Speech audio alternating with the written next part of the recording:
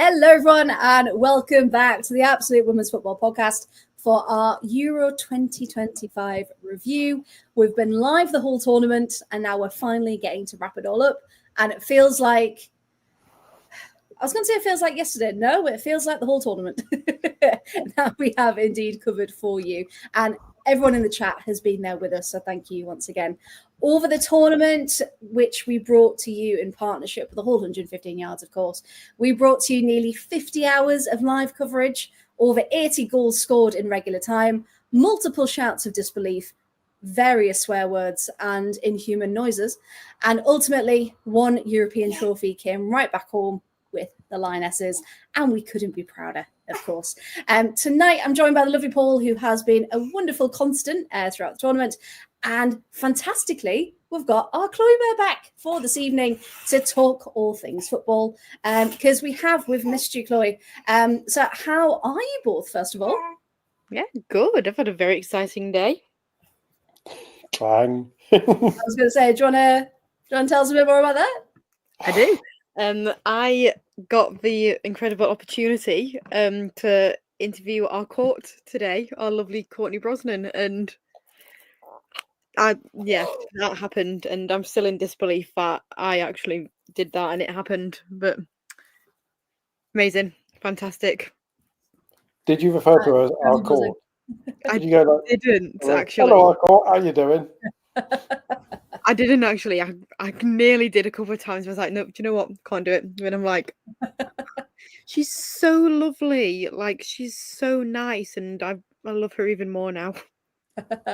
Good. And these opportunities, because obviously talking about kind of the summer and pre-season and what's to come this season as well. So it's nice for them, I think, as well, to kind of talk about when the focus isn't on the national teams and the tournaments and stuff.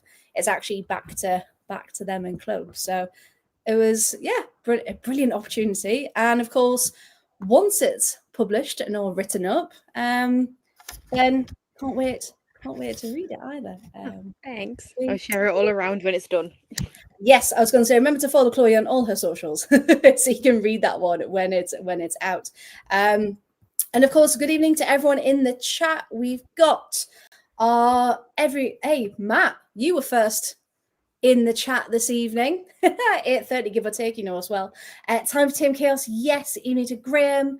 Good evening to Chris, who's been fantastic all tournament. Evening to Josh. Evening to Paul. Evening to Johnny. And thank you so much again for joining us all throughout. So let's get going, shall we? So what I thought we could do for the format this evening, we all picked ones to watch. Those of you who watched our preview show will know this. And what I thought we could do is go through all of our ones to watch, starting with the players and the teams that unfortunately got grouped, and then work our way through to the final. And we'll talk about teams and results and key moments as we go. And then, of course, we can get to share our favourite moments of the tournament. And ultimately, we need to build our team of the tournament. So in the chat, if there's anyone you particularly want to see in the team of the tournament, put them in now, and we'll take that into consideration for when we build it. But as always, get your thoughts in the chat and come and join us. So shall we start with the teams that unfortunately did not make it out of the group stages?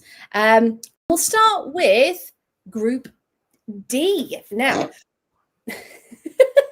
We'll make Paul look stupid to start because he hasn't done it enough over the previous 50 hours. Well, no, because this was a weird one, wasn't it? Because we were picking these ones to watch knowing what they've previously done for their country, what their current form is at club, their potential. That's what we were looking at, weren't we, as potential? And Paul, you chose Lenneth Berenstein and Elise Hughes. Now, if we have a look at some stats, Lenneth, unfortunately, because I don't think Elise Hughes played. I think she did 10 minutes. Yes.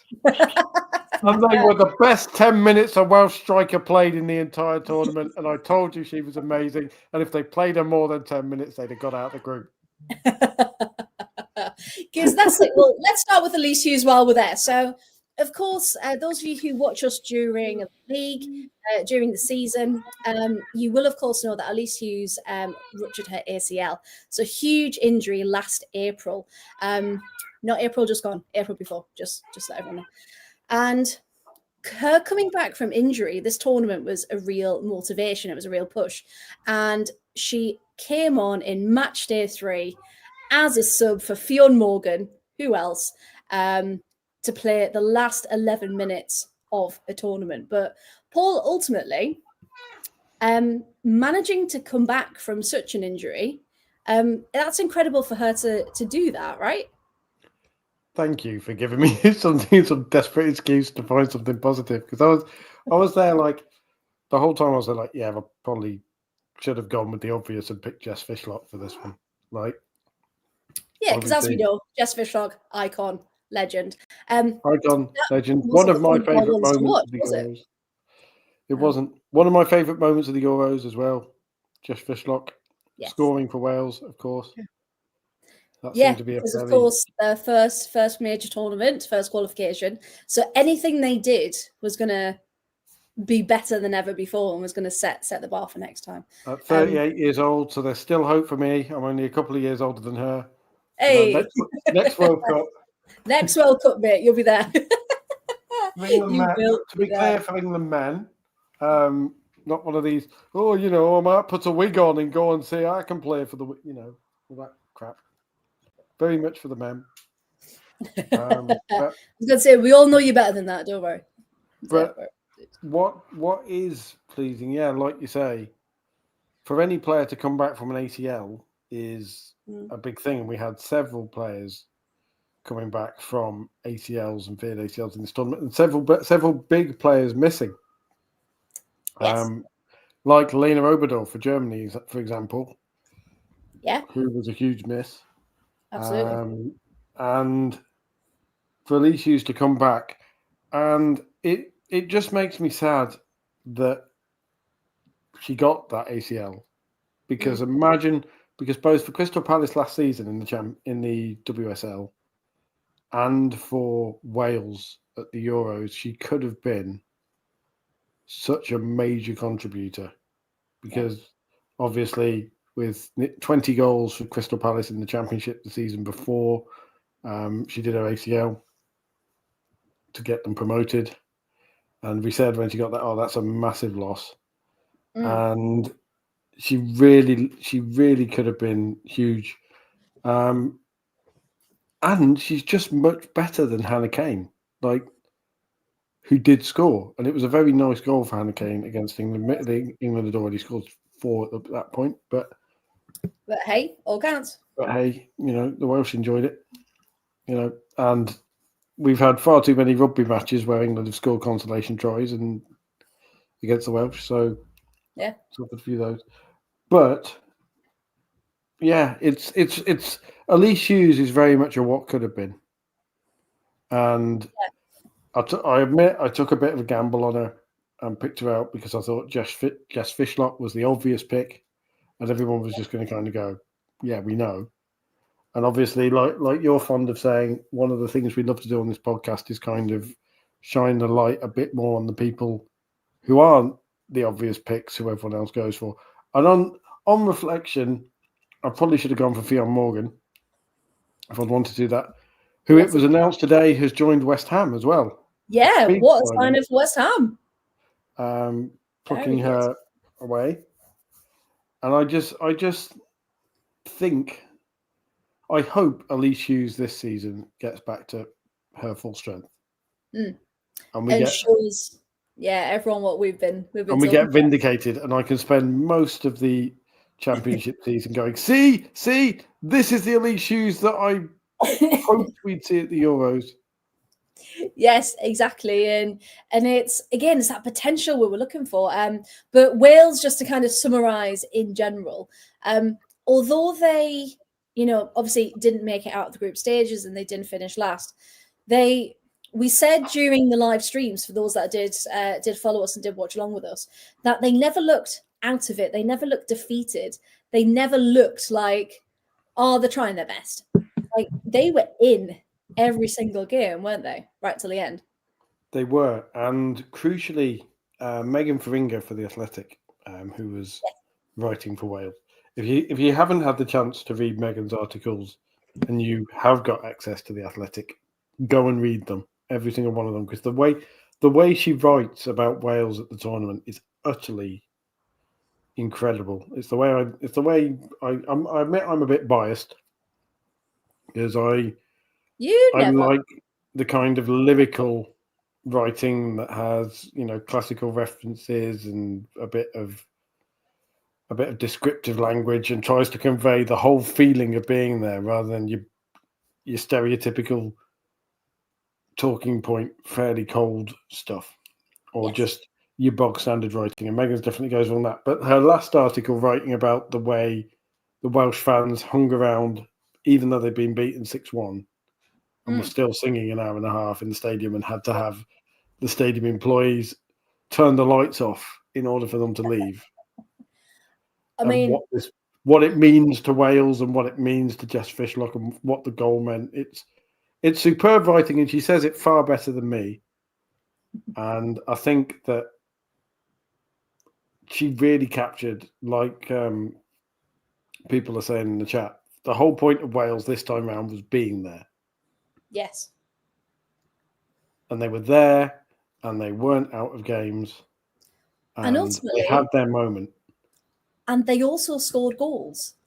Lots of teams were struggling this tournament to get balls in the back of the net. And they got 2, which was very, very hard to do, especially in that group.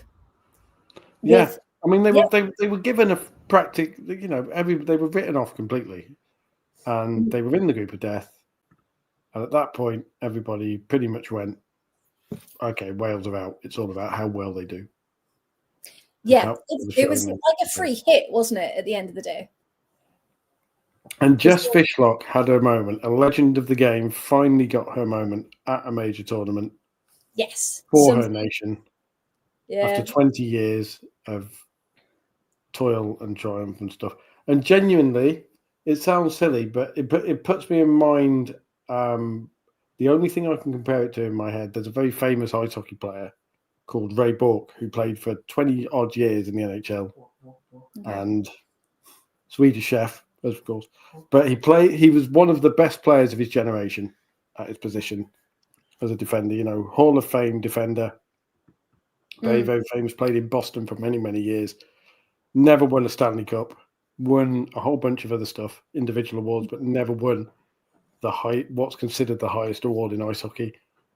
In the final 2 years of his career, he moved to a team that was generally considered that they were going to win the cup, because in ice hockey you get a lot of things where people will have their last run at it and they'll go to a team that is expected to have a good chance to win it. Yeah. He lost in the semi-finals and basically turned around and said, right, I'm not retiring. At the age of 40, I want one more year. And in his final game in his ice hockey career was a Game 7 of the Stanley Cup final, elimination game, because they're best of 7. And he won this, and Colorado won, and he was in tears. And basically, the captain took the cup, and rather than lifting it himself, handed it straight over. And after 21 years, he finally got his moment. And just Fishlock scoring and celebrating was kind of like that. Yeah. Because as she was herring towards the Welsh bench, celebrating, you were just like, you could see the 20 years of effort she put in for the moment where she was finally getting to celebrate scoring for Wales at a major tournament. Yeah, getting recognition on that European stage finally for all her efforts. And, you know, because the Welsh team, we spoke about it at the time, but they've had to fight so much for this opportunity to get there. So like everyone's saying in the chat, you know, they had such a good go of it. They were unlucky. Probably if they were in a different group, we said if they were in Group A, maybe things might have been a bit different. But unfortunately, it was just the wrong draw. But they fought every single second, and Jess Fishlock having her moment was fantastic. And speaking of Wales, Lily Woodham, of course, signed for Liverpool the other day. Cracking signing for Liverpool, especially when things started to look a bit worrying Liverpool-wise, without the manager, with players leaving, and you think, what's next? But clearly, it's a good project because Lily Woodham is signing up to it. So watch this space. And also, that was a heartwarming story of her mum was happier than she was because her mum is a born and bred Liverpool fan. Hey, you do anything to keep your parents happy. But no, I think she'll be. We saw how tenacious she was in this tournament, so I think she's going to fit in very, very well indeed. We mentioned her a little bit, Paul, but we need to talk about her. Lyneth, good old Lyneth. She was quite invisible this tournament, wasn't she? In the best possible sense. We know her to be such an attacking threat, and I think this reflects on the Netherlands as a whole, doesn't it? This tournament, there was lots of. They had a really bad one, didn't they? They had a really bad tournament. We all said there's one team, didn't we? There's always one team. We hoped it wasn't going to be England, but yeah, the Netherlands. Convinced it was going to be France, ironically. Until the opening games. Well, France usually get so far and then have a stinker, don't they? But Netherlands there was a lot of talk and a lot of unrest with the coach and the management leading up to the tournament. Players clearly weren't happy. Players playing a bit out of position as well. I was having a look when I was doing a bit of research for tonight. She came on for Miedema against Wales, and she was subbed on for Jill Roord against England. But she started against France, playing as a centre forward instead of on the right wing. So do you think players being in slightly different positions and the formation not quite working, do you think that hindered it, or do you think it was just a general tournament to forget? I think it hindered it, and I think she wasn't used effectively. No. Because we said before the tournament when I picked her, I said, people focus on Miedema as the creative force and the goal scorer. Mm. But if you play her behind the battering ram that is Berenstein, who's the player who makes all the space, holds the ball up, or whatever. Yeah. And we saw it when she played as centre forward against France. The Netherlands were a different team all of a sudden, and they actually turned up.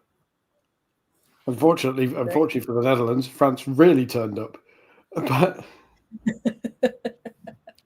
no, they did. They did, unfortunately. And Netherlands, they did enough to get third in that group, and it was always going to be a case of, well, which two were just going to edge the other one out of that group D. And yeah, just unfortunately, it just really wasn't the tournament for the Netherlands, but thankfully for them, it is over, and they can just look forward to the World Cup, of course, in 2027. And of course, they have a manager with a history of winning now, because they have Arjan Verink, who has been Serena Wiedmann's assistant manager for, I believe, all three of her victories. I think that sounds correct. Firstly for the Netherlands, and then she brought him with her to England.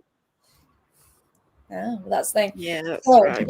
Could it now be England versus Netherlands for that next? It could that next title again. It could be the pupil that becomes the master. Full on flipping Star Wars going on. Well, people were saying, weren't they? Since 2012, it's either been the Germany or Serena Wiedmann. That's won the Euros, which is a ridiculous stat, but true. And it shows, as much as some of us may have doubted Serena's choices at times, clearly knows what she's doing. Clearly knows indeed. Yes, Ryan's in there. Hi, Ryan. Netherlands, for all the talent they have, really underperformed. Yeah. Kerry has taken great joy in reminding me that I had a fear that England were going to get grouped. Since last we all had a fear. It was a bit emotional roller coaster being an England fan. And look where we ended up. So, see, we were good to have that fear. It's fine. Now, we're going to go on to Group C next. Chloe, you actually chose these two. We had Natalia Padilla-Bidas and Sarah Holmgaard as well. Now, unfortunately, again, both teams didn't make it out of the groups. However, if we start with Poland, debutantes in the tournament, I've got some stats on Padilla-Bidas as well. But were you impressed with how Poland, a bit similar to Wales, came out and really, really showed what they were made of? Yeah, I was quite surprised, and to be fair, I think they did well. Like they came out fighting, and you know what? I thought they actually could have. Ooh, doorbell. Think- It is live. That's mine and Kerry's dinner. That is lemon chicken. Always, Ooh, lovely. Good shout. Share with the group. Share with the group. always lemon chicken if we have a Chinese. You know. Lemon No, chicken I was quite surprised with Poland. Like I thought they did quite well, to be honest. Like they did surprise us. They unfortunately obviously didn't do enough, but no, I thought they were good. To be fair, they did get some points as well, which I don't think anyone was expecting them to do. I mean, I literally have written everyone off. I wrote England off just for the first game, can't lie. So I did write, but I've got a full story about this. It's quite fun. Claiming I'm a fan now, but did write them off. No, I'm Big fan of like, have you seen my top? Hello, Big fan FC calling. No, to be fair, Poland did get some points on the board, and they did well for debutants, and I think they were also like a relatively new team as well. Not a new team, but a lot of new names and new faces within the squad trying to like work together and type thing. But no, I think they did well, and I'm quite excited to see how far they can go. Like World Cup 2027, Brazil, let's go. Yeah, but should we do a pod outing to Brazil? That'd be quite good. Yeah. Yes. Yeah. Let's go. We'll hire the Lionesses plane, and we'll just go out there. We'll do it for Speaking of Scott Lionesses and plane, it. I've got to. This is how slow I am. It took me until Monday afternoon to realise that the wrap on the side of the plane had left the little bar across the horizontal bar out of home deliberately. I just thought it was really, really bad printing. No, it's a 2. It's a 2. I'm gonna drop Georgie in it now. I'm sorry, Georgie. She saw the same thing and went, "What's 11 got to do with it?" So it's okay. I bet if they win the next one, they'll do that really annoying thing that people are doing now of pretending a 3 is an E, even though it's the wrong way round and looks nothing like one. Ah, yes. You do Yeah. in textbook. Coming home with a 3. Coming home with a 3. We've written it now. That's what it is. Yeah, because talking about Natalia Badia Bidas as well. So she started match day 1. Really good start. She was a second half sub in match day 2, but match day 3 was where Poland really came alive, because that was the ding dong of the round, wasn't it? So that was Poland versus Denmark, and that was the one. Paul, I think me and you were watching the other game, and Adam was with us, and he was watching that one, and that was the game where it was goal, VAR, no goal, goal, no.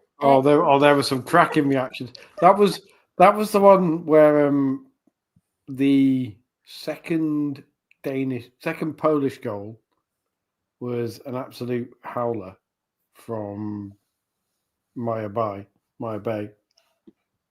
and Adam reacted to it and went, "Oh no, that's a howler," and I was like, "Turn over, we've got to see this." And then we were randomly talking to it, and Adam was talking, and I saw it and actually screamed in pain. It was like full on, "Oh no!" Like, and Adam goes, "Oh, you've seen it then?" Yeah. There's the delay. But yeah, so in that game then, so just for anyone who didn't manage to witness it, the timeline looked a little bit like this. Goal for Poland, Natalia Padilla. Goal for Poland, Eva Pajol, assisted by Natalia Padilla. Then it was goal, Denmark, Yanni Thompson. Assist, Sarah Holmgaard, who we're also going to talk about. Then no goal, VAR review, Denmark goal ruled out. Goal, Poland, assisted by Natalia Padilla. She was having a cracking game. She was on fire. Then we had another goal for Denmark, And luckily that one went through. So it did finish 3-2, but that was Poland's first point of the tournament as well. So they didn't finish bottom, which again, for a team that didn't have any expectations coming in, was pretty damn good for them. And like you said, new names coming through now that people are going to recognize and go, right, I want to follow that person, their team during the season, and hopefully, like you said, it's a team that we are going to see again. Now, talking about, we've got to go to the other side of the draw. Sarah Holmgaard, who of course fan favorite, Chloe favorite from Everton, but with the face, we'll try and not talk about too much. But the tournament Sarah Holmgaard had, do you want to talk about her performance? No. Yeah. I was ready to get the violin. One for the chat in the sad songs in Radio 1 in the 90s where they have to say. No, she was really good, wasn't she?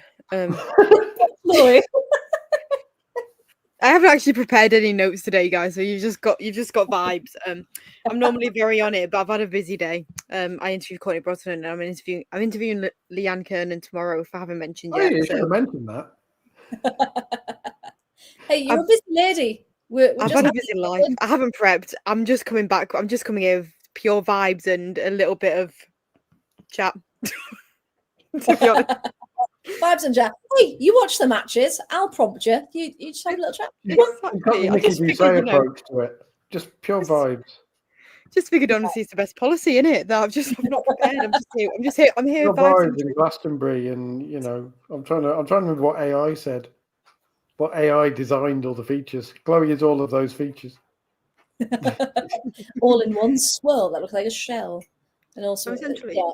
do you know So, in like Laura, do you know in like a film when something bad happens to the main character, so they go back to like the little old country farm with a suitcase? That is me coming to this podcast today. I'm here with my little suitcase in a dream.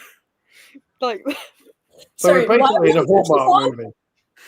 So you've just lost your job in New York, and you've gone back to a small town for the Christmas market, and you're going to meet some big tall farmer who you used to go to school with, but was ugly and no one liked, and has had a glow up. That's me turning up today. Just pure He now owns like a fancy coffee shop in a town full of 50 people, but apparently has loads of money. I'm just here for the vibe. Closed early to take you out on the date. Yeah. No. Closed home for Christmas. Like. I've turned up for the vibes and just to tell you about how good my life is. So, I was going to say she's going to leave in a minute and just. I don't know Matt's like Chloe talking about Sarah Holmgaard like she's talking about somebody who's died. It's really sad. Imagine me when our court actually leaves Everton. I'd actually think I'd like. Well, hopefully it never happens and we don't have to have that conversation.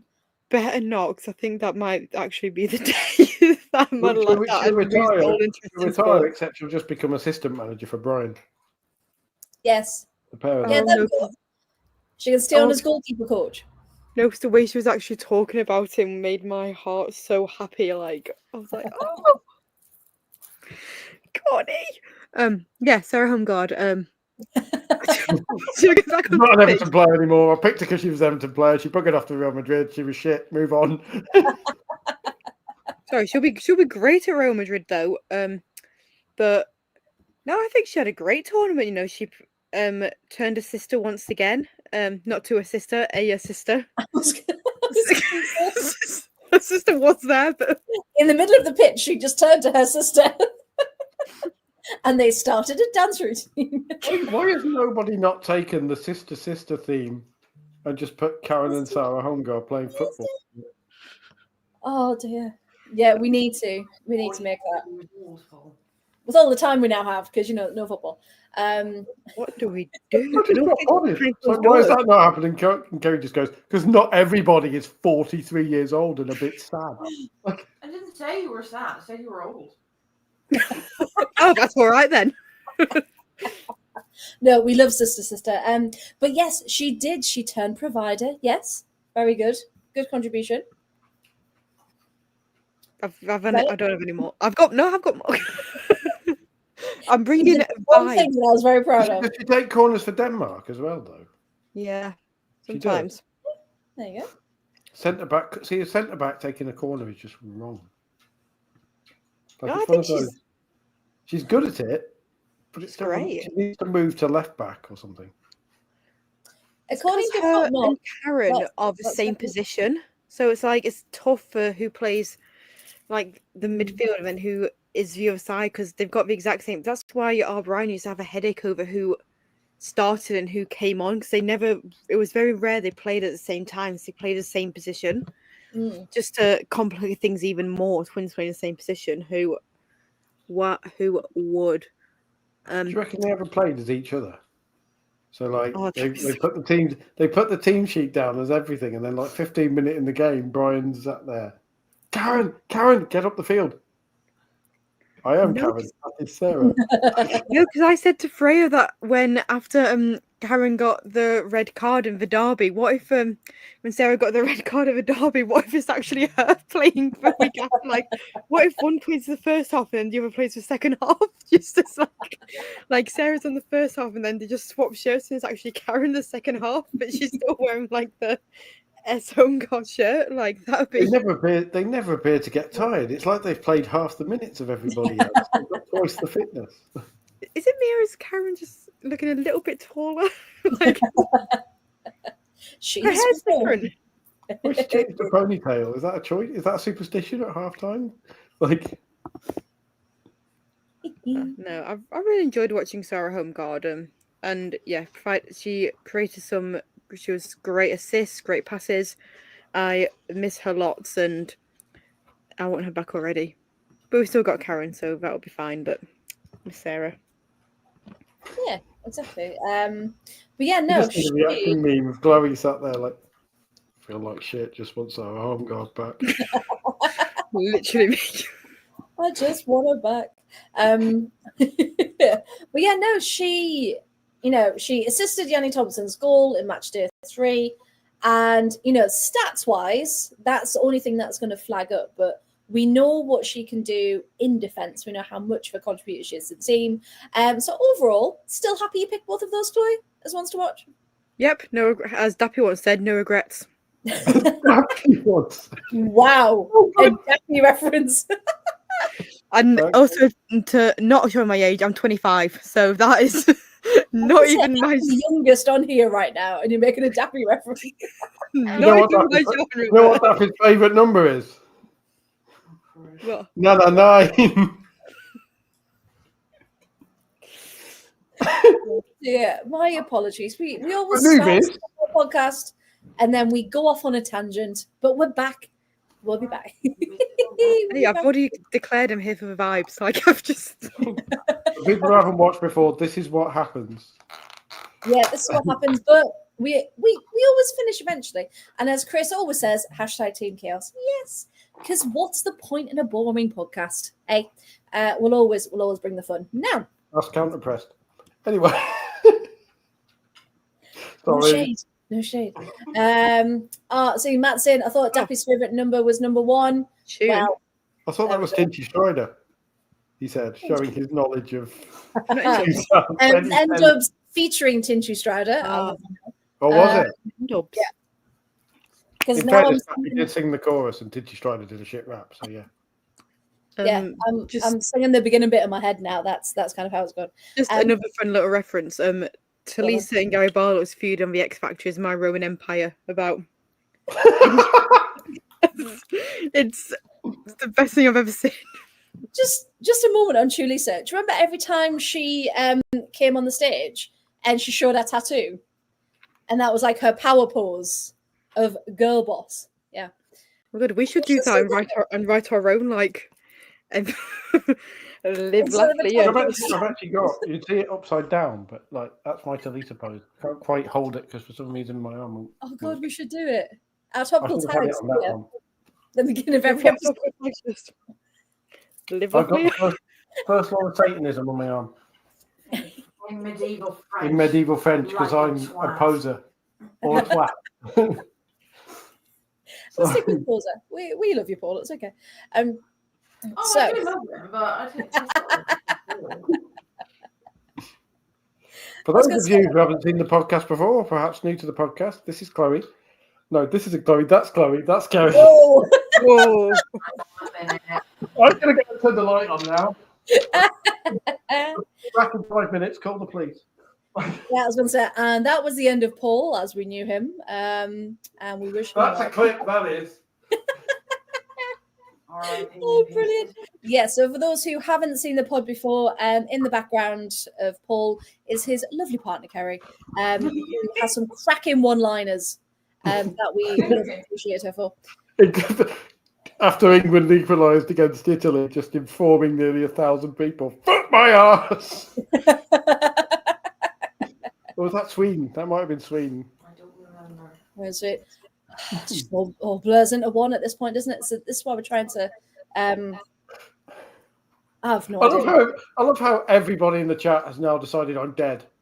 Like, just Divorce incoming. Paul was never seen again. Oh no, someone thought I was dead at work just all the yesterday. men in the chat know what's happening. They're just all there like, no. Someone thought I died at work yesterday. It was quite funny. You died. Yeah. You no, can't just drop that. Someone how thought soon I did died you at move work. There's a fun story, but I went. So we basically have like the pub and then a restaurant where I work, and there's like a kitchen dividing them. I didn't want to go upstairs for staff toilets, so I went round to the like the posh toilets as we call them to have a posh wee.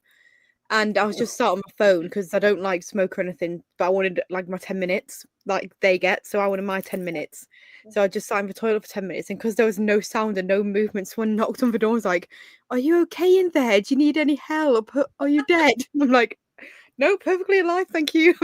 I'm just having TikTok time." And she went to like one of the restaurant staff and was like, "Are you missing a staff member? I think someone's died in the toilets." And I was just sat there on my phone for 10 minutes because I just needed a break. And she thought I was dead. That's fantastic. I'm fine. I'm just having TikTok time.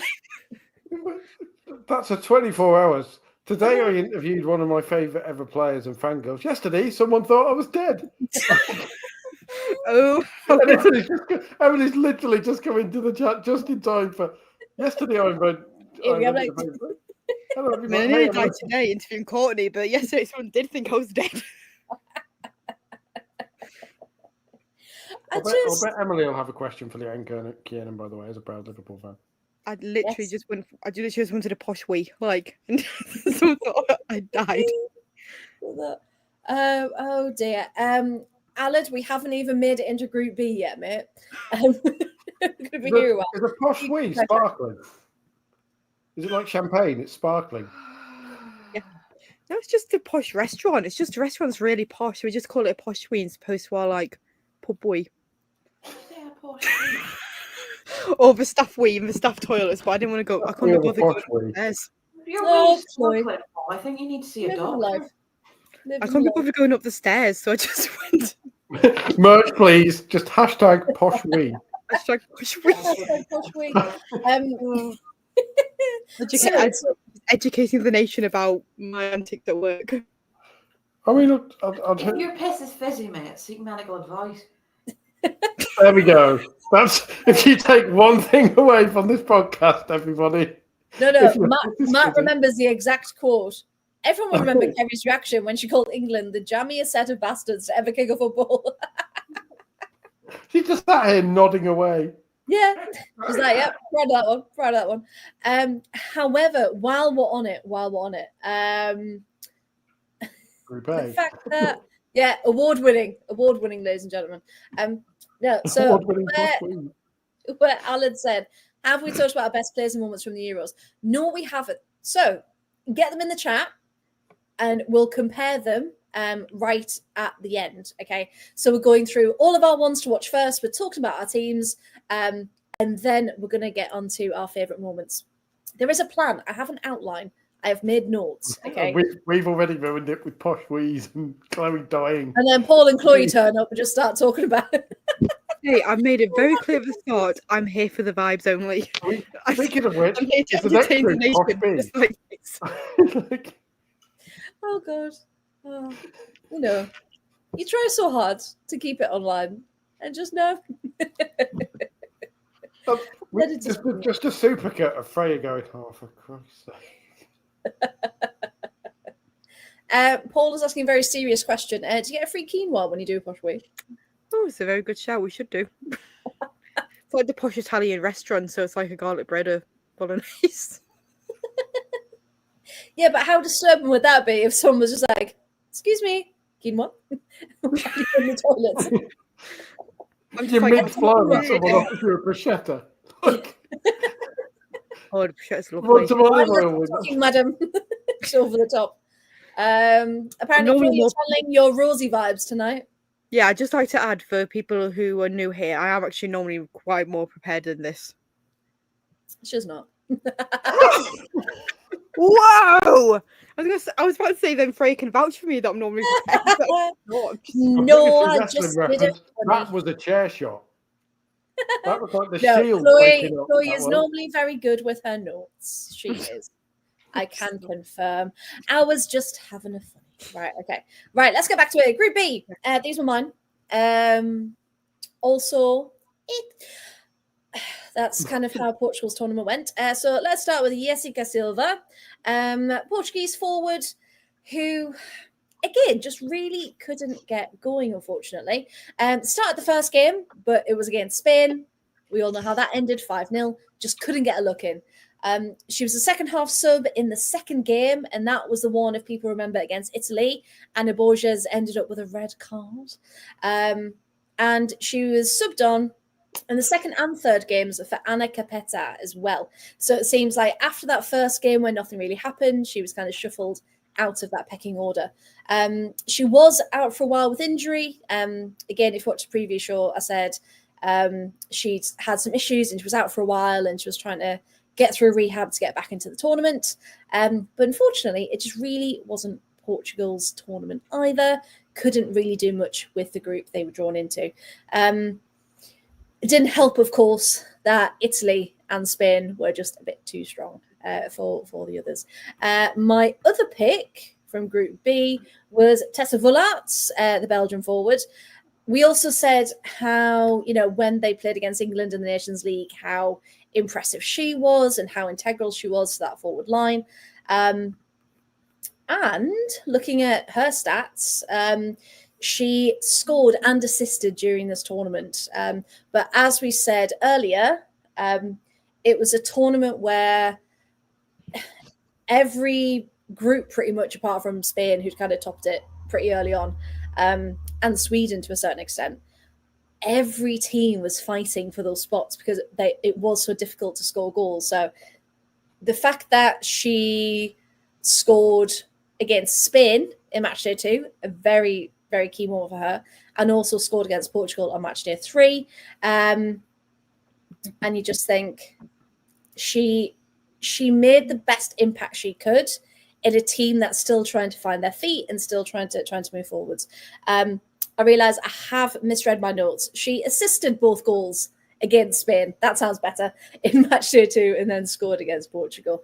I was surprised Belgium weren't as close to Italy as you might expect. And I'm not sure whether that's Italy, because obviously Italy making the semi-finals, whether that was Italy really stepping up a couple of levels, or whether Belgium had the potential to reach that same level and just kind of didn't. Yeah, I was really shocked by it because surely going into it, Italy, Belgium, and Portugal, there wasn't much in it, but I genuinely think this was a tournament, Channel and Chloe, it was a tournament of vibes. And you could just see which teams felt like they were going to give 100% and they were there for each other and they were going to play their hearts out. Whereas you saw other teams who were missing a bit of something. And a bit like Portugal, a bit like your Denmarks, like your Icelands, they just couldn't really find a way through, and just didn't really have that oomph behind them. So yeah, I generally think it came down to who wanted it more in that group, and we saw what Italy did, didn't we?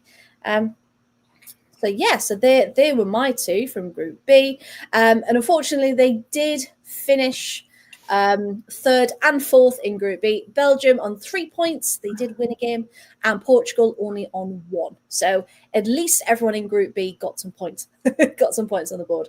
But yeah, unfortunately, goal difference was not in Portugal's favour after that 5-0 loss to Spain. Right then, Group A. Our lovely Danny picked these ones, I believe. However, we can all have a chat. So in Group A for Iceland, we chose Svendis Jónsdóttir. And Paul, Iceland were a weird one this tournament, weren't they? Because we said they can frustrate teams. They're going to really try and go for it and maybe get that second spot. And I fully predicted Iceland were going to get out of this group. But they just didn't really turn up until the final game, did they? So how do you think Iceland's tournament went? And Svendis Jónsdóttir didn't really turn up after exploding onto the scene during the last Euros. Yeah.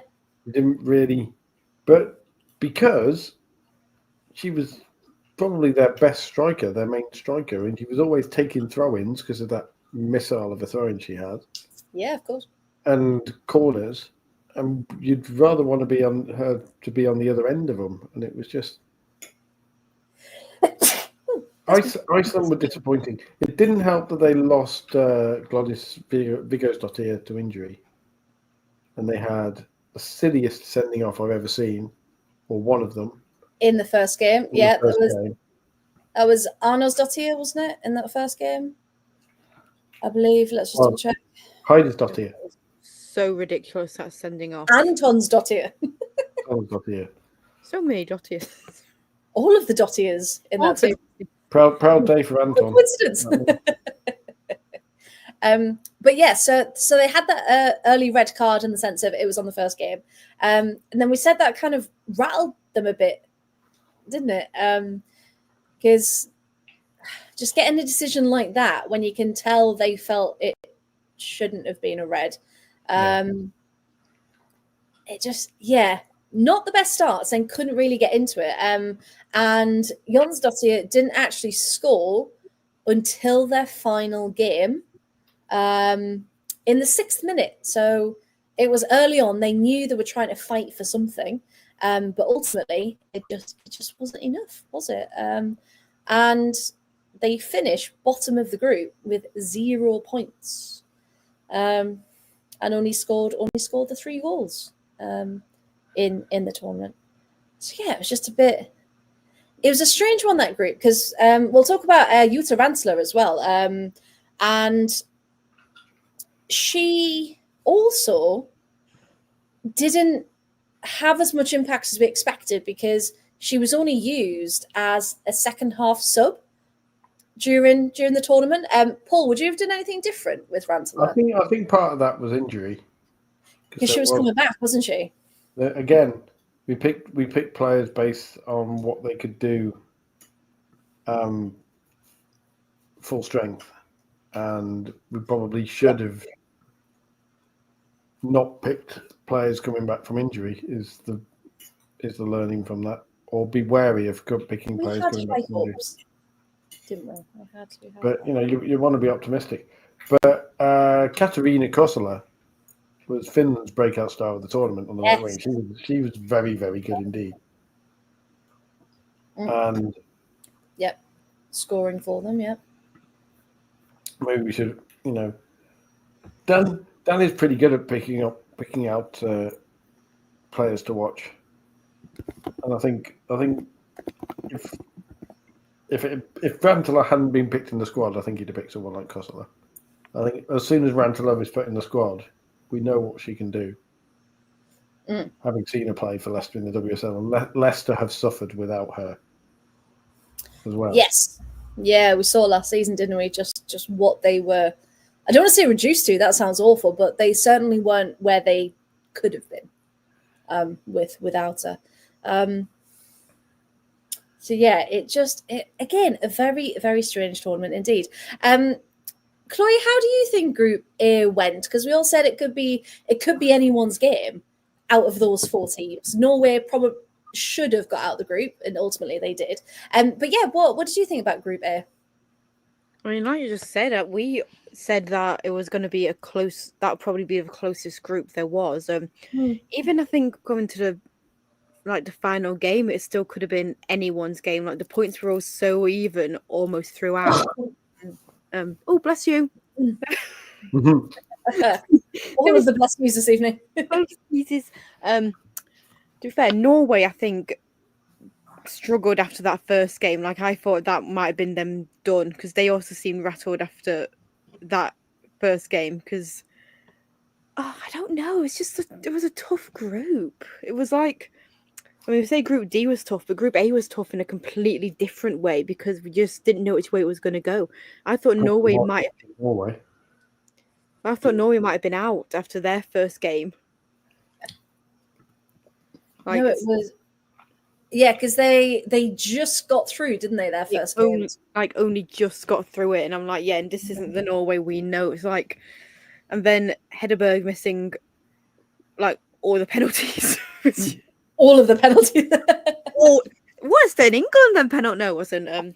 Jonathan Pearce's favourite striker in the world, Ada Hegerberg, of course. He tore into her on commentary. Good, I've got so many thoughts about that Sweden game. Just didn't know which way it was going to go, but I think the right two did make it through. Just vibes. Live, laugh, vibes. Because if we look at, so just to confirm then, so Group A, so it was Norway and Switzerland who went through, but Switzerland by the skin of their teeth, because they had the exact same points as Finland, but they had 1 goal more. That's how close. 1. Literally 1. And that's why, I know we keep saying it, but literally every goal counted in these group stages, because it was so difficult, unless you were Spain, to actually get points on the board. Right then. By the way, because we've talked a lot of those, it's lovely to see Emily back in the chat. Liverpool, yes. Emily. Yes. There's several of them. We missed you during the Euros. We have indeed. It's lovely, familiar faces, old friends coming back and having a little chat. And it's lovely seeing everyone welcome friends back as well. It was warming my heart watching what you were talking in the chat. And hey, this is what we've created, bringing everyone together. We've all got our drinks and we're settling in for a nice little Euros chat, of course. Right then, let's get on to the quarterfinal, shall we? So 4 teams, unfortunately, got knocked out as we moved into knockout football. And Chloe, you actually picked Hannah Lundqvist, didn't you, for the Swedes?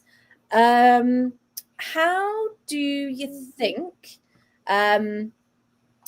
Sweden did in this tournament? And indeed, Hannah Lundqvist, because we all know what happened in that penalty shootout. I'm just going to go and get a fork, because I think Chloe's getting ready for another 5. Well then. Here we go. No, Sweden. Sweden kind of did as I predicted. Like I thought that they'd get to the quarters, but what strikes me with that penalty shootout is I read somewhere that Sweden didn't have a game plan, because they never thought it would ever get to penalties. So they literally just sent anybody up, like, you want to take a penalty? Yeah, you go do that. And that's why their keeper ended up going so early, because they just had. Yeah, so they were talking about that, and they're like, "Yeah, no, we didn't practice." They had and then no plan. Other teams subsequently came out and went, "Yeah, no, we didn't practice either." And it's like, but guys, you know it's a possibility. And that was so funny to me, like the fact that they openly admitted, like, yeah, we didn't have a game plan. You know, we just sent anyone who wanted to take one up. Like that's why the keeper went like 4th, because we don't have a plan. It's like, okay, that's great for you not having a plan, but yeah, not great for us. You a little bit, because if you look at like who was taken off by that time, so again they didn't think they were gonna go to extra time. Rebecca Blomqvist had come on for Stina Blackstenius, so Blackstenius was off. You'd keep Anderson Emma was on, off. sure. Like you keep our Emma on. Yeah, Ritty Kanarids had been taken off. Keep her on. Who else? Rolfer had been taken off. Keep her on. And you just think you've taken literally all of your penalty takers, your creative options. Like you've taken them all off. Like what are you possibly going to do? And so ultimately, like you said, common sense to keep on like Stanway and all the and self-strapping Lucy Bronze. I mean, most viewed video on BBC Sport TikTok. There we go. Can't say I blame them. I've watched that too many times. No, that entire game is Sweden England with a tampon up Hannah's nose. Yeah. Oh, that game is. I don't know if anyone else has had this as well. Do you ever randomly remember something that happened in the game? And like, oh God, that happened. Like the tampon up Hannah's nose, and like just everything that's gone on and happened, and you're like, we were there for that. You know, we watched it live, and it's all just. It's so much. I remember. I think on the live chat that was the one where at least 3 times I predicted that Sweden were going to score and England were going to lose, and Sweden missed. Yeah, yeah, because you were doing it to be like, I'm jinxing it now. I'm purposely jinxing it. It's going to go in. First time I was convinced, and you were just like, "Go and jinx it." It's like, okay, then, fair enough. It was just so crazy that game. Like, I don't even know what happened. I mean, I really don't think England should have got through, but oh well, we might say that. It was just mental, but Sweden were good. Like Sweden had a good tournament. I think that they kind of got where I expected them to. Like I didn't think they'd make it out the quarters. I think our Emma Stina was really good, and you know she was on side as well, which always helped. Yeah, so I was doing a Euros roundup on with the Hall and 15 Yards. We are in partnership with this tournament. We did an episode of like a mini roundup before the final, and our friend Emma, other Emma, not Emma Blackstenius, she was like, "Oh, I said to my dad, don't worry, she's always offside. This won't go in," and then she was onside, and it counted. Like I found Mariona's headband tracker, I'm gonna try and find one if it's like a Emma Stina offside tracker to see how many goals she scored from offside to that have been offside and ones that have been onside. So I think that would be quite a good start. Like Chloe Kelly's headband wrap now. What's her success with her wrap? Because she didn't have it on the final, but then she had it the game before Italy. Like, is that they should not have time to put it on because she was just shoved on? Like, what? So what was the meaning behind it? I'm Well, quite when you surprised, interview Chloe Kelly, with joke Twitter accounts, I'm quite surprised there's not a "Is Stina Blackstenius offside" Twitter account that just tweets yes every so often. Oh my god, it should be Mariona's headband tracker is my favorite thing. There's got to be. If not, Chloe, I think you should make that Twitter account. I'll set it up. Did anyone see, by the way, speaking of comedy, did anybody see Monse Tomei's diary got a Twitter account? Yes. Yeah. I just the tweet immediately after the final, just a picture of her writing in a diary with just fuck.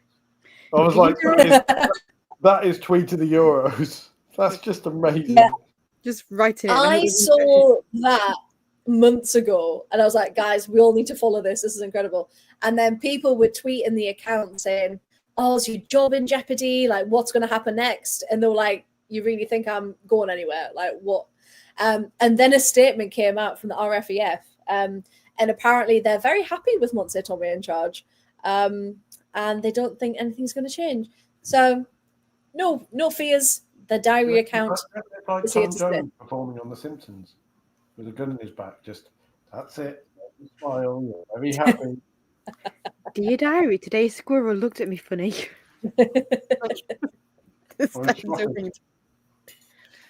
Oh, we do. We love the diary. If people don't know what we're talking about, on Twitter or X, there is an account called Monse Tomei's Diary, and it's the very famous picture of her writing all of her notes during a match, looking very serious. And it's just her thoughts. parody account, of course. But as the games go on, and it gets funnier and funnier. My mum It's calls like it the boring James Milner account of women's football.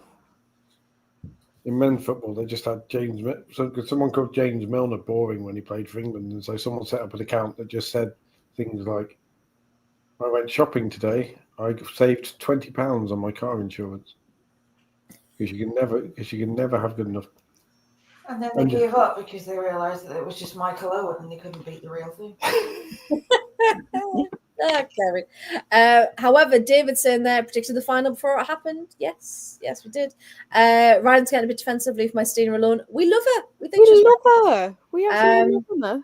Matt saying thought Sweden had an okay tournament. They finished top of the group. Yes, because who can forget that win against Germany that no one saw coming? 4-1, of course.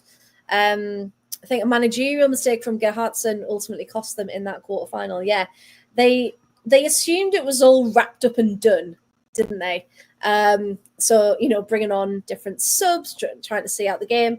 And ultimately, they couldn't. And England did get back in to make it 2-2, to take it extra time, and ultimately to penalties in the quarterfinal. But yeah, that first half, like Chloe was saying, it was chaos. Aslani scores in the 2nd minute. Blackstenia scores in the 25th. And you just think, okay, the onslaught starts here. But luckily, Lucy Bronze and Michelle Adjuman, who we are going to talk about when we talk about the Lionesses, what a tournament she had. So Sweden ultimately went out in the quarterfinals. Hannah Lundqvist, of course, who we did start talking about and then went off pace, started right back, was the starting right back, I should say, for this tournament. And there seemed to be a pattern where she would start and be subbed for Smila Holmgaard, who, of course, people will remember the name because she was ultimately the 5th Swedish penalty. And we will say it once more, it was not her fault that Sweden went out at all. But unfortunately, that's where people might find the name from. And the Swedish defence, so Lundqvist did do a good job as part of the defence. They only let in 3 goals during the tournament, and 2 were in that match against England. So only 1. So that's a pretty good stat, I do believe. So Sweden did impress to a certain extent, but ultimately fell short because they stopped trying a little bit in that second half of the quarterfinal. However, someone who did not stop running for the entire tournament was Signig Upset for Norway. Now, Norway, and again, people in the chat probably agree because we were all talking about it, Norway should be a team that are smashing right through to the semi-finals, at least, because of the skill and the talent they've got in their team. But Paul, Norway kind of did a Norway, and they were a bit jammy for a little bit, weren't they, getting through? But ultimately, it was the quarterfinals where they said goodbye. So, yeah, for people who might not have watched it or might not have noticed, Signig Upset had a really good tournament, didn't she? Well, yeah, she did, and Danny picked her out. And I have to admit, she was one of the players who I was less aware of in the Norway squad. And I was like, if Danny's picked her out, obviously, then I'll keep an eye on her and see how she goes. And she's just an absolute tank. Like she just does not stop running. No. She plays football like it's personally annoyed her. Like she just hunts the ball down. Against everyone. Yeah. Hunts the ball down and isn't afraid to just randomly wallop the ball from 50 yards if she sees the goalie offline. Yeah. And I just wish she wasn't Norwegian, because stuck in that team, like she seems out of place in that team because she actually cares and she tries and she turns up at major tournaments. I mean, like you said, one of my favourite moments of the Euros in hindsight was at the end of that Sweden penalty shootout, when I'm just sat there like this in complete silence for about 20 seconds after you've made an inhuman noise. And you've just said, oh my God, we've done a Norway. Like, we We didn't know it. Like, Because our literal response is, you're like, how have we done that? I'm like, what the cinnamon toast fuck just happened? Like, do you not remember though, after that first England goal when Lucy Bronze's header came back in to get us back in? I went, we can't, can we? And then we did. I think do we'd you all not just remember that written was it the off time at that where- point. Like, yeah, it's not that happening. was also the time where I went, yeah, okay, Lucy Bronze at the back post is kind of a thing. Well, it's just dangerous from that position. We've seen her do it. But Signe Gobset, though, 2 goals and 2 assists this tournament. She is 20 years old and only had 5 caps going into this tournament. A big team is going to throw money at her because she's still playing in Norway. I really, really hope so. Because just to double check, Is it Brand she's at? Yes, she is And in we had Brand. a discussion because Martin Ho, who's the new Tottenham manager, of course, coached her at Bran. And when we were talking about, she's made for the WSL. She's like a Norwegian Erin Cuthbert. She's just Yeah, absolutely in midfield, pure tank. So maybe not quite that level yet, but that very much that style of player. Very much potential. She makes things happen. And why she wasn't starting for Norway, because every time she came on, it gave Norway a proper kick up the It herring. made such a difference, didn't it? Yeah, 100%. So yeah, definitely. Obviously, we said one to watch for this tournament, but definitely one to watch for the future. And let's see if another club can attract her from Bran, and hopefully into the WSL. It would be fantastic to see. Yeah, Josh is in there. Really great to see that we had her. She impressed in the Finland game with a brace of goals and assists. Yeah, absolutely. She's a Liverpool player, I think. If Liverpool had any ambition, she's a Liverpool player. Yeah, I can see that. Yeah. If you build a Liverpool midfield and you've got like Herbinger, Nagano, and Gopset, you've got that 3 where you've got the calm, unnoticeable one, the tank who keeps running, and then the creative one. Which, of course, Spain used to great effect until the final. Yeah, we talked about that a lot, didn't we? The 3 that work so well together because they're all parts of a machine. I don't think I don't think United have the ambition, Joshua. I don't think. No, and unfortunately, we're not nothing. No, I can't lie. We just really wish United can sort themselves out. That's what we really want, because there's so much going on behind the scenes that you just think to attract players of a good caliber, they need to get something sorted because too many players have left United on bad terms, and you just think it's not worth it. So yeah, but yeah, just as a quick one. Skinner's fault, I think. Word has spread about him. Yeah. No, I can see that. And players talk, don't they? There might be some players that like him, Rachel Williams, because he's kept her in the job for the past 5 years. But it's true. But no, if you are someone like Signe Gopset, and you ask your Norwegian teammates, Vilde Bovisa, for example, or Lisa Olsen as well, who is still at Man United, and might turn around and say, well, honestly, Signe, this is what happened to me, and it's kind of working now, but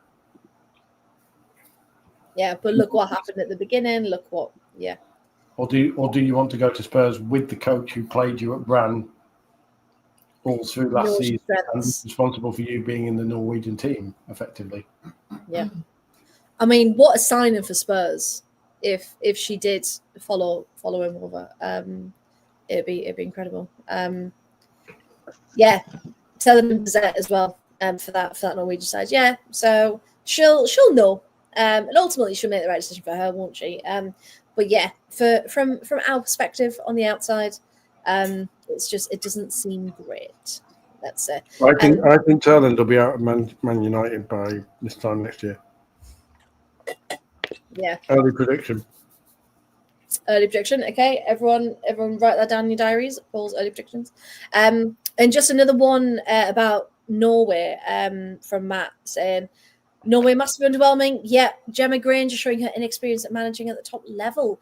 Yes, because Gemma Granger, of course, was managed Wales and then left them essentially for this job before the Euro prep, which was a bit naughty, I think. And yeah, starting Guro Vaitin at left back, bit of a strange choice. And we had that across the tournament, managers playing players at different. But the key thing about Gemma Granger is when she left Wales, Wales didn't really give much. Like if you talk to people who covered the Welsh team, they were kind of like, well, Wales need a change because Gemma Granger isn't really taking them anywhere. No, and that's the thing. And Rhiannon Wilkinson, we know what she can do, and she's gone and bloody done it, hasn't she? She's gone and shown it. Oh, Ryan's really getting you to run. Paul, will Skinner survive till Christmas? Yes, because the management at United are incompetent. And that's why. Yep, good answer. Good answer indeed. And he can hold on to the fact that they're in the Champions League. If they do pull out a few results in the Champions League, you can point at them and go, "Oh, we made it to the Champions League group stage," or whatever. But like you said, for all the talk, the hierarchy at Man United at this point, it's fairly obvious to even the most fervent United defenders that they don't really care about the women's team. No, not even slightly. And that's why we say we wish the club can just sort it out, because to have multiple clubs at the level that they should be, considering their affiliation with the men, it's really sad to see when clubs aren't delivering. So the other quarterfinalists then that we need to talk about. Paul, I'm going to come to you for Sakina Karshawi, because I know you follow her a little bit more. But yeah, for the French side, who again kind of started out really strong. We saw what they did against England, but France did a France and got to a certain point and then kind of threw it away a little bit and just couldn't get it over the line essentially against Germany. So what impression did Karshawi make on you in this tournament, and then France in general, please? Karshawi was what she was, and she probably actually had a slightly disappointing tournament because my picture, the reason I picked Karshawi so much is mainly from her in the Euros, last Euros and the World Cup, just flying down that right side. Yeah. And I don't know whether as she's got older, her role has adjusted for the French team at least. But there seemed to be less of that. She seemed to take slightly more of a back seat, and you had the likes of Delphine Cascarino, who was phenomenal. Yeah. Down that right side. Yeah. And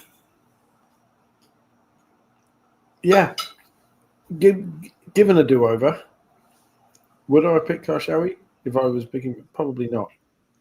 No? Okay. Does anyone else impress from the French team? Aside from Cascarino, Marie-Antoinette Katoto started well. But again, with love of defenders, and I ranted about it particularly with how much space she was allowed in the England game, but Elise de Almeida's some player.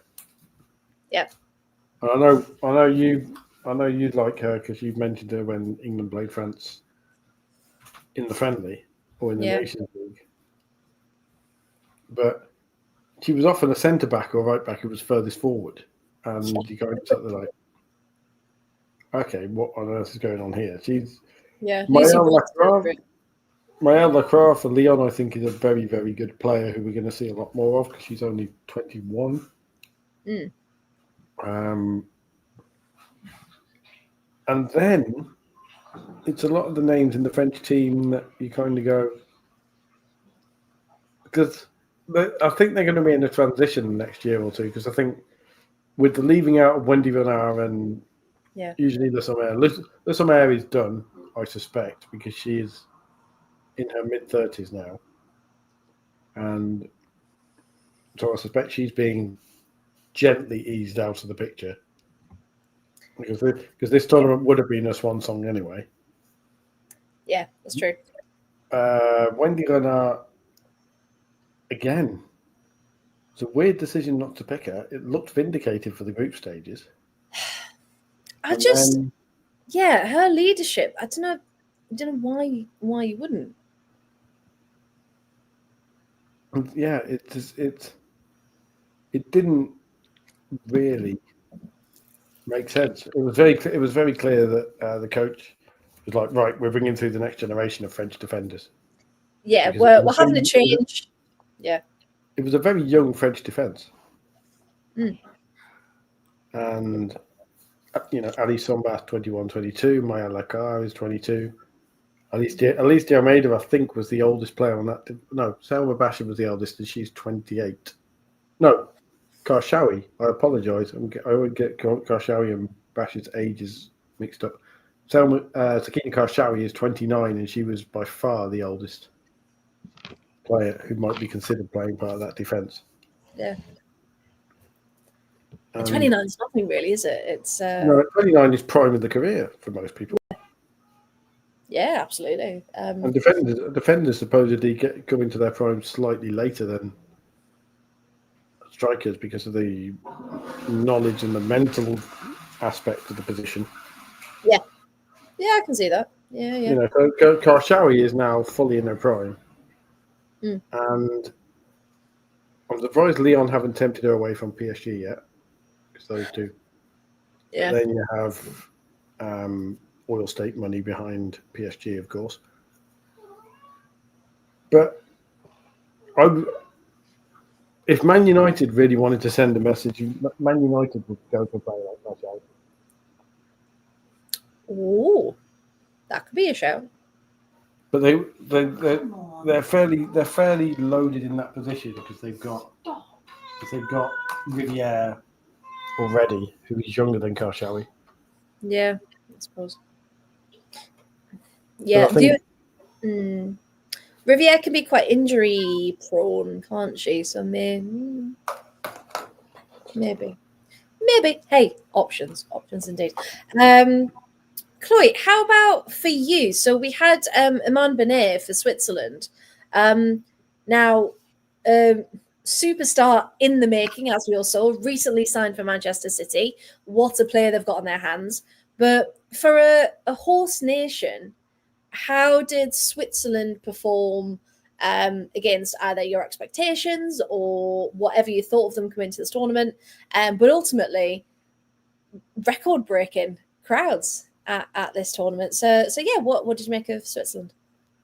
I mean, I thought they were a great host nation. I mean, the tourist attractions there is perfect. So you had both Eurovision and the Euros in the same year. for everyone who likes that, it's perfect for them. No, I think they did as a host nation so well because all the stadiums as well. From what I've seen as well. I mean, I wasn't there, so if I'm wrong, then oops. But from what I've seen, is a lot of this. Sorry, if I'm wrong, then oops. If I'm wrong, oops, correct me if I'm wrong. But from what I've seen online, is that a lot of the stadiums were quite close together, where you could just get like a bus or a tram or a train to each of the cities, which is really nice when they're all like close together. But also, as a host nation, it's tough being the host nation because everyone puts so much expectations and responsibility on you as a host. Like, remember 3 years ago when England was the host and there was all that pressure on them, like not just because they were the host, but because England hadn't actually won anything since 1966. Like, it was all that pressure, and Switzerland dealt with the pressure really well. And did you see that Leo Volti sent like every one of the team captains like this little gift basket saying like, welcome to Switzerland, This is for you, we hope you enjoy your city, which I thought was really nice of them.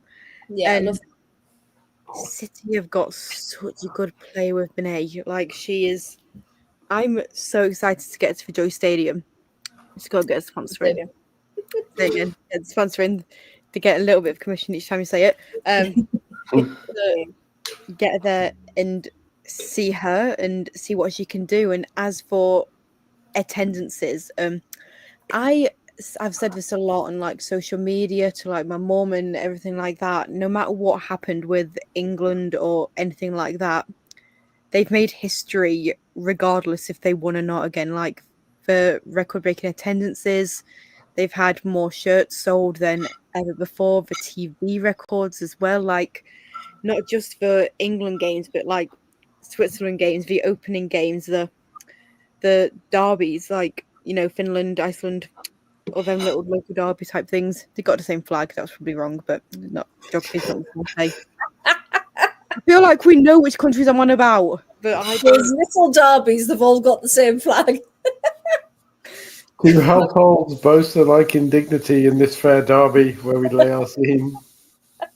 The speech was going Both so alike- well as well. Okay, Two Sam. When we teams both clip this, alike in flaggery. There you go. Very good. okay, Sam, when we clip this, because my speech was going great, just cut all this out about me not knowing geography. No, keep it in. I'm trying my best. But no, they had like the record-breaking attendances. The TV views have been higher than they ever have been, and it's a whole new generation of football fans coming up, and hopefully they'll see this and then be inspired to go visit the local teams, whether it be WSL, WSL2, grassroots. Just get out and get visiting to their local teams, and we can make it a regular occurrence. We can make women's football this big. Like if this was what the Euros were, then imagine what the WSL can be like this season or even next season, and hopefully we can sell out more stadiums. And I'm just excited for the future. Like the future of women's football is so bright, and I can't wait to see where it's headed. Yeah, and I think with the players coming through and being able to have a spotlight shone on them on the stage, and what really stood out. So Danny had Aman Benet for us. Josh is saying there, great for age, played a couple of positions, very good attacking wise. Best of luck to her at City. And there was another name that we talked about who we kind of knew a bit about before the tournament. But as soon as she started playing, we knew that we wanted her in the WSL. And Paul, that was Geraldine Reuteler, wasn't it? What a player. Can you just sum up for us in case people didn't quite watch the Switzerland games? Why do we want Reuteler in the WSL so much? I mean, from this tournament, she had the tournament that UEFA thought Aitana Bonmati had by giving a player the tournament. Yeah, because absolutely. Reuteler was incredible. Like she was everywhere. She was solid defensively. She drove Switzerland forward. She scored key goals. She was a Swiss Army knife of a player. Hey. Only been waiting to drop that one in all the time. But just the thing with the Swiss thing as well, like Chloe was saying about the future of women's football in England. The main thing in Switzerland, you watched the Swiss public fall in love with their women's team in real time. And It was lovely.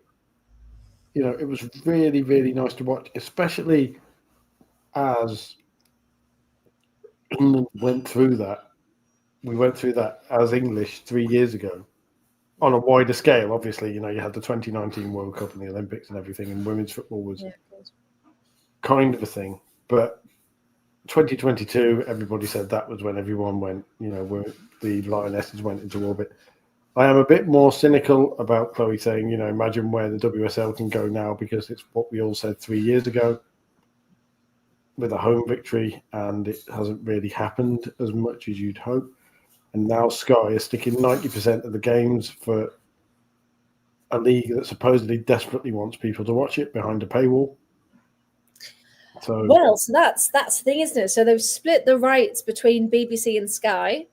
Then 90% of the games are on Sky, but Some of them, do you remember last couple of seasons, some have been on Sky Showcase, which is the one that you don't have to pay for the football channels for, but you still have to have Sky in some form to then watch Showcase. So it's not saying pay for a football subscription package, because that's far too expensive.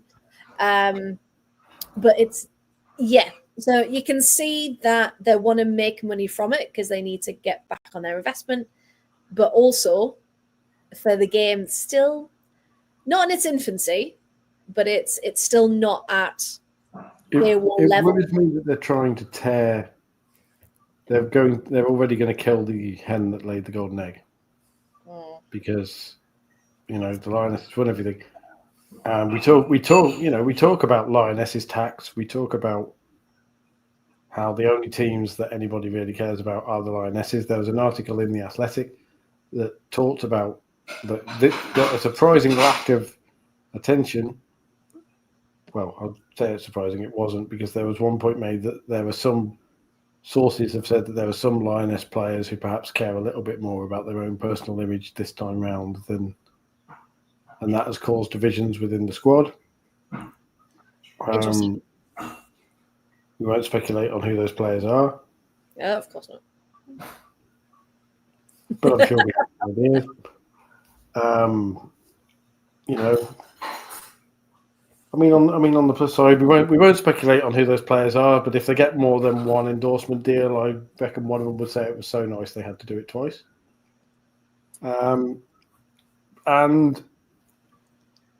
on a side note, actually, with attitude, with endorsement, it is still very interesting the way that the Lionesses are being praised and lauded and held up as examples of what brilliance is against certain men's players.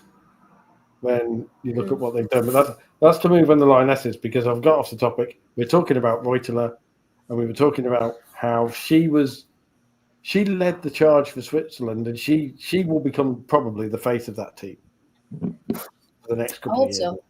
I hope so.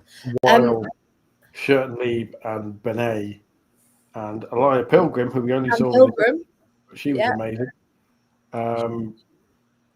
And Nadine Reason as well was amazing.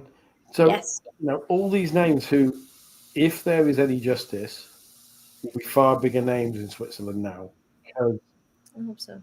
At this tournament, they were the leading players as Switzerland fell in love with its women's team. I mean, the opening game for Switzerland, they filled stadiums, but there were some writings of we're still waiting for the Swiss to properly get behind this, and you want them to do well. 25,000 people joined the fan walk for the quarterfinal. Yes. Yeah, of course. I mean, if that doesn't say they're behind their women's team, then what? And I really hope now that the Swiss have another good run at the World Cup. Yeah. And get through. Have another good run in the Nations League. And those young players really kick on with the likes of Geraldine Reuteler. And, crucially, we're talking about a Swiss team. And more crucially, the media and the football press is talking about a Swiss team without mentioning Alicia Bloody Lehman. Yes. Thankfully. And, the Swiss team is not being marketed on, hey, there's a player who's really hot. Yeah. Plays in Switzerland. Is actually for their merit and their strengths and their skills. And we've said it before, we've got nothing against Alicia Lehman, because from a Villa perspective, when she turns up, she is a player. She is a good player. Unfortunately, the image part of it has taken over. The media have got hold of it and they've spun it into something ridiculous away from women's football. So, and who actually only played in that final game, I believe. She played something like 11 minutes, and it wasn't a lot.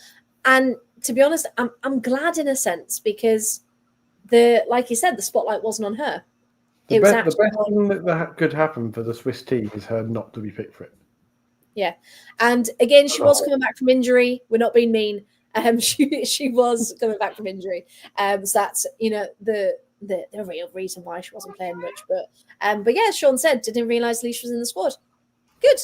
So then the media's talking about the stuff it should be talking about, and not how many followers that she has. So no, I'm really looking forward to seeing what the Switzerland team has to offer. And as Matt's put in there, just from a Villa perspective, shout out to Noelle Moritz, fantastic player, and even got sent off in the last couple of minutes of the quarterfinal performance against Spain. And it was that close to the final whistle. She was still walking off the pitch when the whistle went. She hadn't even made it to the bench yet. And we can say as well, we can argue, Switzerland in that quarterfinal, arguably on another day, with a referee who was perhaps less willing to fall for everything Spain did. Yes. And without the Spanish tax. Yes. And with VAR that worked. Oh, VAR. Yeah, VAR either worked really well in some games, was over the top in some games, or was just non-existent. And we've said it from the beginning, we just want it fair and equal throughout, don't we? That's all we want. Now, going into the semi-finals, shall we?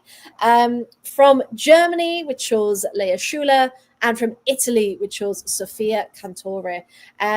Now, Chloe, I'm just going to come quickly to you on this one.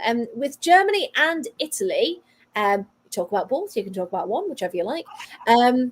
Did you expect both of them to get this far in the competition? And what did you pick up from the tournament from these two teams? Germany, yes. Italy, no. We spoke about incredible. Sorry, yeah, go, you're back. No, I was just going to say, Germany, yes, I did, because, their history in the tournament, like, I'm going to stand here. Just their history in the tournament just speaks for itself, really, doesn't it? Like 8-time winners, got to the final last year. I thought they were going to get to the final this year, to be honest. Like, I thought that they could have beat Spain and got to the final, because the history just speaks for itself. I was gutted for Gwyn getting that injury in the first game. Yeah, that was just so bad for her. And so cruel, like. But I thought that, that penalty shootout as well, especially shout out to Anne-Katrin Berger, like, what a woman. That penalty shootout, that save. I was going to say, she's in our favourite moments. Yes, absolutely. Anne-Katrin Berger. We'll talk about that more, but that save just was like, changed me as a person. Legendary. Yeah. So good. Italy, no. We have spoken about how Italy can be so unpredictable as a team, and we didn't know whether they would or not. I didn't expect them to get to the semi-finals, to be honest, and I know they made history getting just to the quarterfinals, which is so, like, we love a little bit of history writing, don't we? Like a little bit of history, a bit of history being rewritten. Well, while we're breaking records, we might as well do it again for Italy, yeah. And for those people who aren't aware, it was 28 years, I believe, since they've been this far in the competition. So a huge moment for that team, yeah. And again, I thought England would fully going to be out against Italy, literally lastminute.com. Yeah, that's the thing. Barbara Bonansea took them in the lead in the 33rd minute, and it was like, oh, okay, Italy. We saw Italy fighting all the way through, and I was saying it for a while. This looked like a team that they look so together and they look so energized and they look completely different to any other Italian teams that we've seen in the last couple of years, last couple of tournaments. And this could be their year, if any, to be a dark horse. And to get this far was incredible. And I chose Sofia Cantore for this one because of her creativity, her link-up play. And it was actually, she assisted both of Girelli's goals. And we've spoken about Girelli before, being such a legend that she is in the Italian game. But she assisted both of Girelli's goals in the quarterfinal against Norway to get them to this point. And she's just signed for Washington Spirit in the NWSL. And she will be, I think, only the second player to play outside of Italy on the national team. Because, of course, Yaya is at Everton. But everyone else, I believe, does stay at home. They do stay in Italy. So she is a very, very special young player. And it was just fantastic to see her creativity on the wings with Girelli. But Paul, I'm going to come to you a bit more for Germany, because we watching the lives when they had that many injuries and then they had red cards and then everything just seemed to be going wrong, but somehow they kept pulling it out of the bag and they kept going on. And we spoke about Leah Schuler being like a one to watch, because again we saw her potential, but she didn't have the tournament people expected because she then wasn't played as much as we expected. So yeah, for you, Germany, what could managerial decisions have been better, do we think? Or do we think for this particular German team, plagued by injury, this was kind of as far as they could have gone? I mean, the replacement, they were unlucky because Judy Gavin, who is probably the best right back in the world right now, got injured in the opening game. Captain and probably the best right back in the world. Although, ironically, replacement Franziska Kett made it to the team of the tournament in the end. She did. I mean, she had a good. Yeah, she was good. Interesting. And then, of course, Kathy Heidendrich was sent off for the most blatant foul you will ever see. Yeah. Like, it was a cat fight hair, Paul, wasn't it? It was a proper, it was a proper yank, and I still to this day snap with the ponytail. Why you would even think about doing it?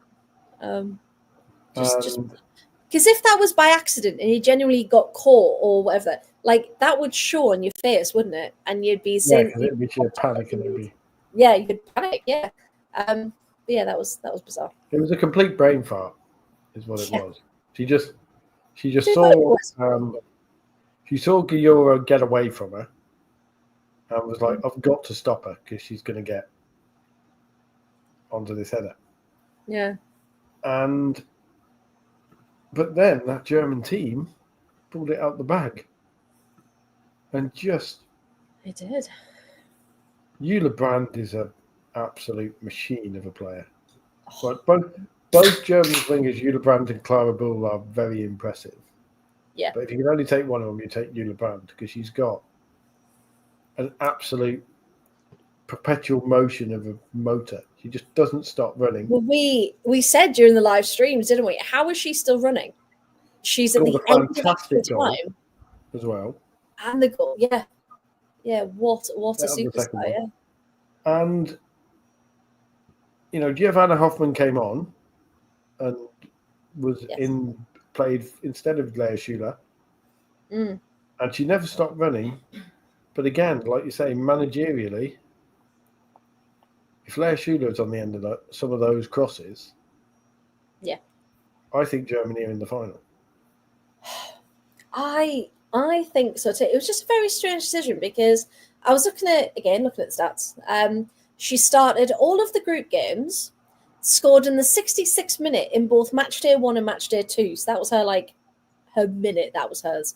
But then replaced by Hoffman in the quarters and the semis. But then in the semi-final, when they needed goals against Spain, she comes on in the 114th minute. So that's not even... Yeah, it's not even like we criticized Serena for, 70, 80 minutes. 114 she came on, which that doesn't make any sense because as soon as she came on, she created that chance. And we were like, she could have been doing this. Good the 40, last 50 minutes. half an hour. Yeah. And just Christian Vuk's decisions handed Spain that semi-final. Because I think if he puts Leo Schuler on earlier, I think Matt's right. If Shirka Nuskum wasn't suspended, then yes, of course. She's obviously a fantastic player. But I think that if Christian Vuk manages that properly, because Spain are out, and it's a very different final. Yeah, because it was just 1-0, wasn't it? It was 1-0, and it was a moment. And Germany and Katrin Berger. Let's be honest here, because we'll mention it in favourite moments, but we've got to mention it and say that wasn't just save of the tournament. That was one of the saves of all time. Yeah. And in fact, we'll talk about it now. This I think probably was my favourite moment of the tournament, because we obviously, again, in the watch-alongs, if you joined us, we watched it live and we both kind of went, how did she sorry? how was she just propelled herself? I didn't see it because I think I was talking to you about something or saying something else, and obviously play developed. And I was like, how has that stayed out? What a save by Ann-Katrin Berger. And then, I thought it had hit the post or something, because I thought, and then you watch the replay and you go, how is she? Yeah, she was nowhere near that. How is she? The scramble, the reach, the arm strength, the wrist strength to flick that ball away. Yeah. And keep it out the net while falling in the opposite direction. Yeah. And there are very few goalies. There are very few male goalies in the world in that position, in exactly that situation, who I would have backed to make that save. Yeah. Maybe 2 or 3. I can't think of a Premier League goalie who I'd have backed to make that save. No. And that kind of shows just how special it was, doesn't it? The fact that she had to have that skill and that awareness and that initiative and almost that instinct to do it, because why would you think about, I've got to throw myself that way? You just do it, don't you? And she went for it. When you watch how far she has to change direction, she has to scramble off a foot, off balance, and fall backwards, and get her hand to it, and flick it away, not straight back out in front, because she doesn't, because there's going to be a forward coming in. Yeah, doesn't want anyone to get the rebound. Yeah, absolutely. To put it in a direction that is going to just take it out of play and nullify any threat. That's exactly what she did and what she needed to do. And that's going to go down for a very, very long time. And then she casual heroics in the penalty shootout as well. A few moments later. Yeah. Because that was the quarters, wasn't it? Because she dropped to her knees when they beat France, and you just. The thing I didn't get was the reaction from men. Oh, that's not, anyone can do that. I'm like, right, okay, so any male goalie can do that. Right, okay. When you explain what she's actually doing, you break it down as, okay, she has to change direction and push off her inside foot, which isn't her. No, she has to push off her outside foot, which isn't anywhere near as planted as her inside foot. Hurl herself across while scrambling backwards, probably a good 5 or 6 yards, to a dropping ball that she has to judge the trajectory of. Yeah. And then get her arm out at full stretch. And anyone, this is the thing I'll say, I'm ranting. Anyone who doesn't realise or wants to see just how amazing that was, take a football and hold it out at full stretch. And try and flick it with just your wrist and see how much power you get on it.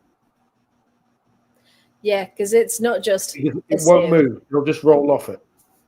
Most people that hand will just roll off. The fact that she's gone full stretch in midair while falling onto her shoulder with every instinct in her body screaming, cushion your fall. Yeah, and she's like, nope, that's it out of the way, and just what a woman, what a keeper.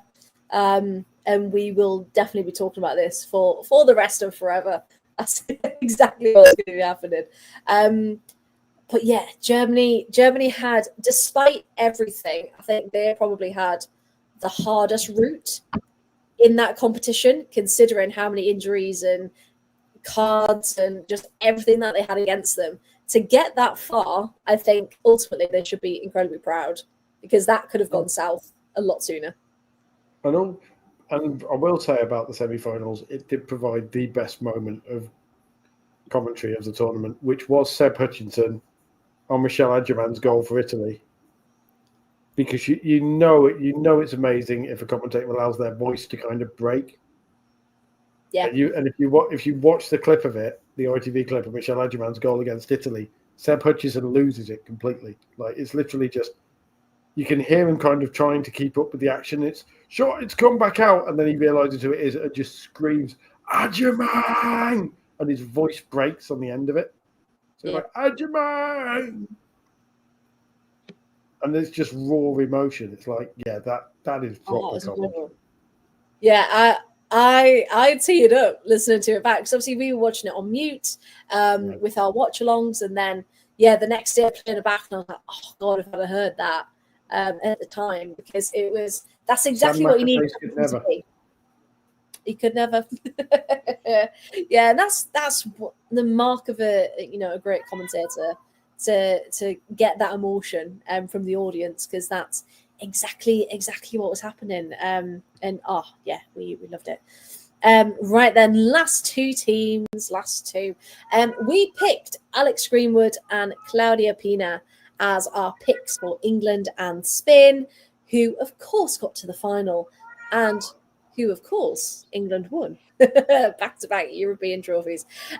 So Chloe, we'll come to you for this one.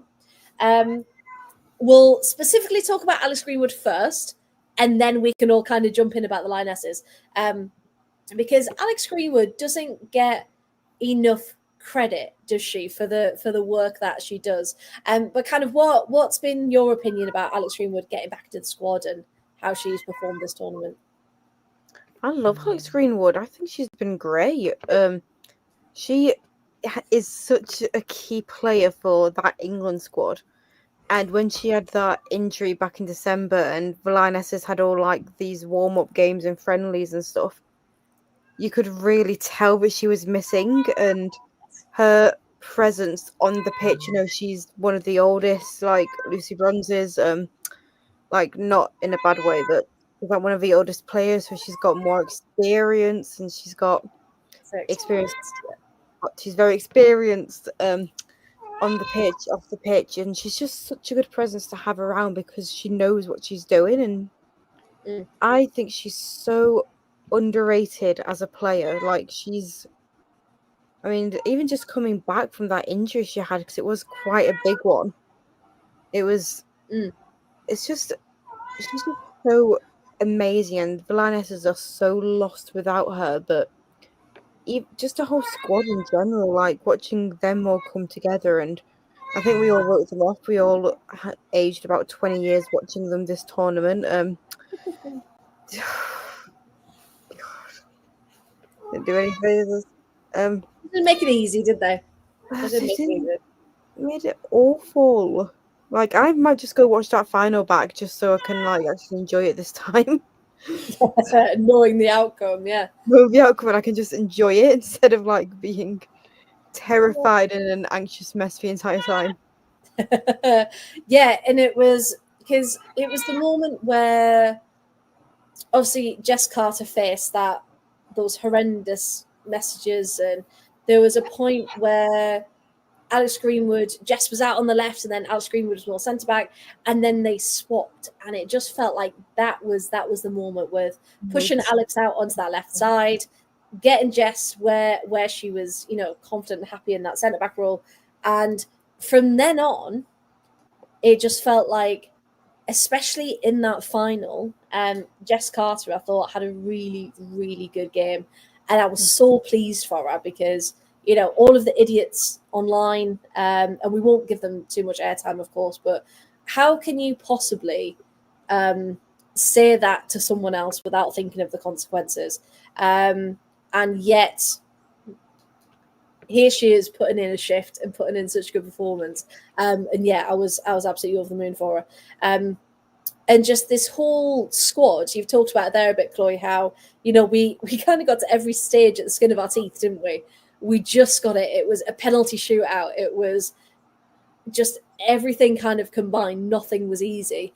And Serena even apologized at Downing Street, didn't she, for giving everyone multiple heart attacks. But ultimately, we didn't. We did it. Sorry, we did it. It's just an incredible tournament for everyone involved. Like, I mean, buzzing for Kira Walsh to get, you know, that goal. President of the Kira Walsh Gold Fan Club here got to finally, like, she is incredible. I mean, I'm gutted for Jess Carter had to miss all the celebrations because she had to go back to Gotham. Like, yeah, I don't know why Gotham just couldn't give her another couple of hours. Like, let her go to the parade. Let her go to Downing Street. Yeah. Very, very bizarre. NWSL, if you're watching, why did Esme got to stay? Like, Esme and Anna got to do the celebrations, and Anna plays for the Pride, Orlando Pride, and Esme is Washington Spirit. Like, why did they get to stay and everyone else has to go? We just can't has to go. Lucy Bronze's fractured tibia. Yes, of course, telling everyone at the end. I have a problem with that. Yes, because there's two sides of this. Yeah, Paul, I'm going to go, but maybe this is perspective because everyone's lionizing it or lionessing it about how amazing it is. Yeah. I've seen the bad side of this as an ice hockey fan because the culture in ice hockey is to play injured. And you know, in football, everybody's going, oh my God, you know, fractured tibia. Hockey fans, me and Kerry, hockey fans are looking at it and going, oh, standard. You know, That's not what I said. there are, well, we're going standard not in the fact of the injury itself, but we're going, oh, for ice hockey, that is fairly standard. Yeah. You know, we've had in the past couple of years, we've had things like a player play 21 games in the Stanley Cup players with a ruptured spleen. Ooh. You know, we've had people play with fractures. We've had people turn around and say, you know, I played with a shattered collarbone, a broken sternum, things like that. And it's like, hold on, if you're playing with a ruptured spleen, that can kill you. That's serious. Yeah. And all of this isn't Lucy Bronze amazing. It's going to drive other people to do it. And you have to ask, playing 6-7 games of football on a weight-bearing bone, is she going to be able to walk in 10 years? Is she going to walk with a permanent limp? Yeah, because that's the thing, isn't it? Because so many people have, you know, either come down on one side or the other of, you know, she won't let anything stop her. She's going to play for England. You know, she'll do anything to play for her country. She's so committed, and you know she is. We know that 100%. But I can also see, you know, the very sensible side of the argument of, should that have ever been allowed? You know, what kind of fracture was it that she was able to play without it getting any worse, or has it got any worse? We don't know. But her mum also gave an interview. I don't know if anyone saw it.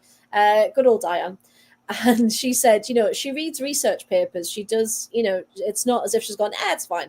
She'd done her own research into whether it was safe or not for her to do it. And the medical staff had signed off on it. So there was a lot of conversation about it. It wasn't just Lucy going, yeah, I'm going to play, I'll be fine. And as Paul kind of right says, a fine line between brave and stupid. And nobody will ever say it's stupid, but the tibia is a long weight-bearing bone. Yeah. it's not like playing with a broken finger. No. That you can use. Every time she jumped, she'd have put force through that bone. Every time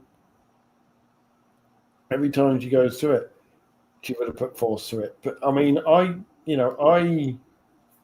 again, from playing ice hockey, one of my teammates fractured his tibia a couple of weeks ago. He's off work for 3 months.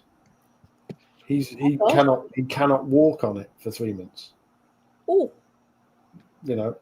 And Lucy Bonds has played 7 games of football on it, where she's put weight through it and jumped on it and landed on it. And it wasn't as if she was taking it easy. It wasn't as if she was coming on as a substitute. Where she's put inside sliding tackles, where she's twisted on it, where she's turned on it.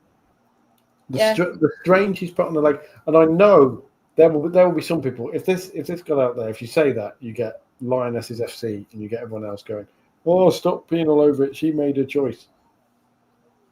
Yeah. She did. Again, returning to ice hockey, players made their choice to fight. Now people are dying from head injuries. People are committing suicide because of mental health. And yet you can't wreck your brain with a tibia, but you can wreck your chance to walk around. It's a hard one because she will, of course, have made the right decision for her. It will have been cleared. We are aware of all that. Should it have been? Is my argument. But should it have been? This is where I think players need to be protected from themselves. And would it make much difference to England to play Maya Letizia or Lucy Bonds instead? Well, we did say we'd love to see Maya Letizia get given some minutes. Not in these circumstances, of course. I do just want to add. But yeah, maybe have a play. Not a lesser role. That sounds awful, but you can also imagine Lucy being like, "No, I'm playing. Like, I'm playing the full 90." And that's where you need people to turn around and say, "No, you're not, Lucy." Yeah, they're protected. We are not allowing you to play with a broken weight bearing bone in your leg. We're not allowing you to play, risking your future mobility and health. Yeah, it's a tough one. And of course, we can only comment from the outside, of course. But hey, she was limping a bit in the parade the other day, but she'd hurt her other knee, and that's why she had to come off. So two injuries. And arguably, she hurt her other knee because she's putting extra stress through it. And that could indeed be the case. Like if you read the thing where the BBC have done the whole when have you how can you play with a fractured leg and all that sort of stuff, and it's all talk, and you've got surgeons saying there's no way she could play. She couldn't put any weight on it between games. Oh. And it will cause horrific pain. Oh, even if weight-bearing insoles go differently. And I don't know. I sound like I'm tearing her apart. But if she isn't able to play with that, then if she has issues this coming season and can't play for Chelsea. Yeah, unfortunately. And this would be like, you can imagine maybe, if because we know she's had issues with her knees over the years, and whether this might be another operation she needs to get, whether it is extended rest. But yeah, it's we just hope she's okay at the end of the day. That's it. That's what we hope. Alid bringing us back though. Imagine complaining you made a final, yet some of us never experienced a point.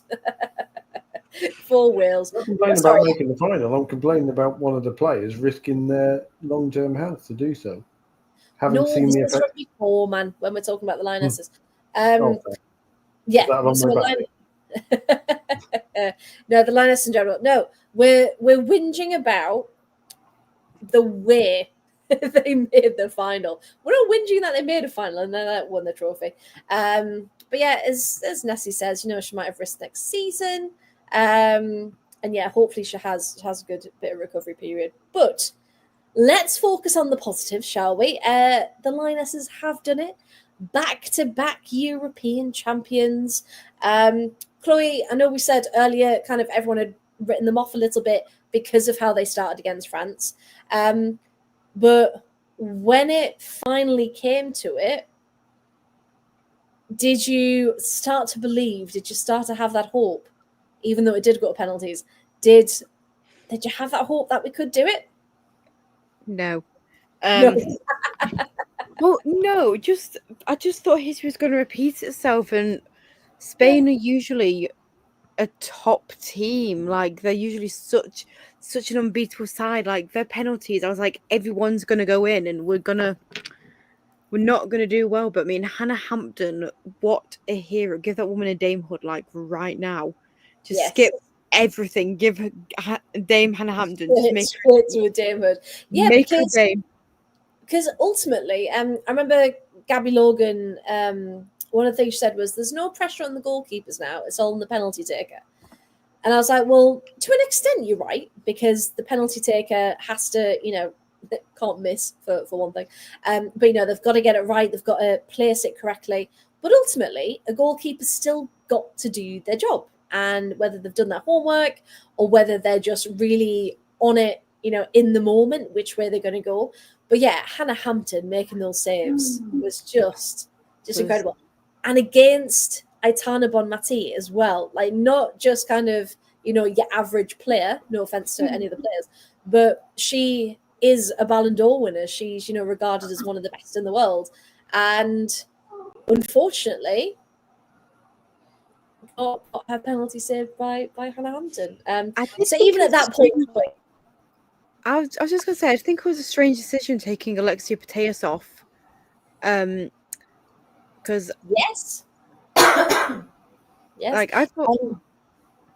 So I was going to mention Claudia Pina and those subs with her, but yeah. So just quickly while it's relevant, then. So sorry, Sonia. Claudia Pina, who we chose for Spain, scored 2 goals in the quarterfinal, started 2 out of the 3 group games, but then Athenia started instead of her, and then usually they would swap for each other, but then they weren't swapped for each other, and Alexia came off in the final as Pina came on. And you're thinking, well, they're not the same position. Like, what are you doing? So yeah, it was a very strange game management tactic. Do you reckon if Alexia had stayed on, that things might have been a bit different and maybe someone else came off in that instance? I don't know. Well, that's probably like a sliding doors moment, that, isn't it? Like what if Alexia had stayed on? Would the penalty still? Would she have saved Alexia's penalty? Would that have gone in? Would that have been skied? Like, it's tough because even like coming to our penalties, we only had 2 of the 5 who took them against Sweden. Like, we only really had Alex Greenwood and Chloe Kelly to take for penalties. Like, I didn't know who was going to take ours because it was like Georgia Stanway gone off, Lucy Bronze gone off, Lee Williamson obviously missed hers, which was like, oh no. Like, I was worried about who was going to take them. I was going to say, can we just have a moment for Beth Mead as well? Because I'm still confused as to how she touched it twice and why she had to retake it. The poor girl slipped. She didn't do a run-up, stop, and then try it again. Yeah, I was going to say it's because she slipped, wasn't it? Like, she didn't like deliberately do it. Her foot just generally went, and I'm like, that's a bit mean, making her retake it when she generally didn't. Like, it was a genuine accident. She just lost her footing. Like, that was mean. Yeah. But then, of course, she does take it again and does ultimately miss. I did enjoy, by the way, the absolute beef that is now going on between Bonmati and Putellas. Oh, Like, go on then, for those who there might is have missed full on hashtag drama laminus it. Drama going llama. on. Saddle up the Because drama llama. basically, Bon Mati in post game was a bitch. Really. Yeah, In she said every something way. She along was the lines full of, on like, we were better and England are crap and but that's not how football goes. We deserve to win, but England, it's like scoreboard. What yeah, it was Spanish something along the scoreboard? lines of England haven't played well this whole tournament, and it shows that you don't have to play well to win, or something Yeah. along those lines, and how they deserve to have won it. But at the end of the day, they didn't score. So Yeah. It's like, hey, Aitana, marcador. That's scoreboard in Spanish, apparently. So, but the girls are fighting indeed, Matthew, because even though they were roommates, they're fighting because Bon Mati was basically trying to blame everybody but herself, and Paredes was also saying, "Oh, everybody was better, and England did deserve to score, and England got lots of luck." One of those bits of luck being Irene Paredes leaving Leslie Russo completely unmarked in the 59th minute to head home, who had a yeah, fantastic tournament, by the way, because I know that's what Kerry's after asking Sorry?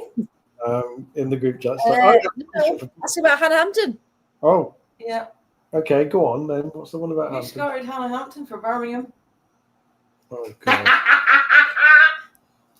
Yes. Who scouted Hannah Hampton, Paul? Kerry has much joy in the fact that the reason Hannah Hampton is at Birmingham is Was at Birmingham. Because of Mark Skinner. Mark Skinner!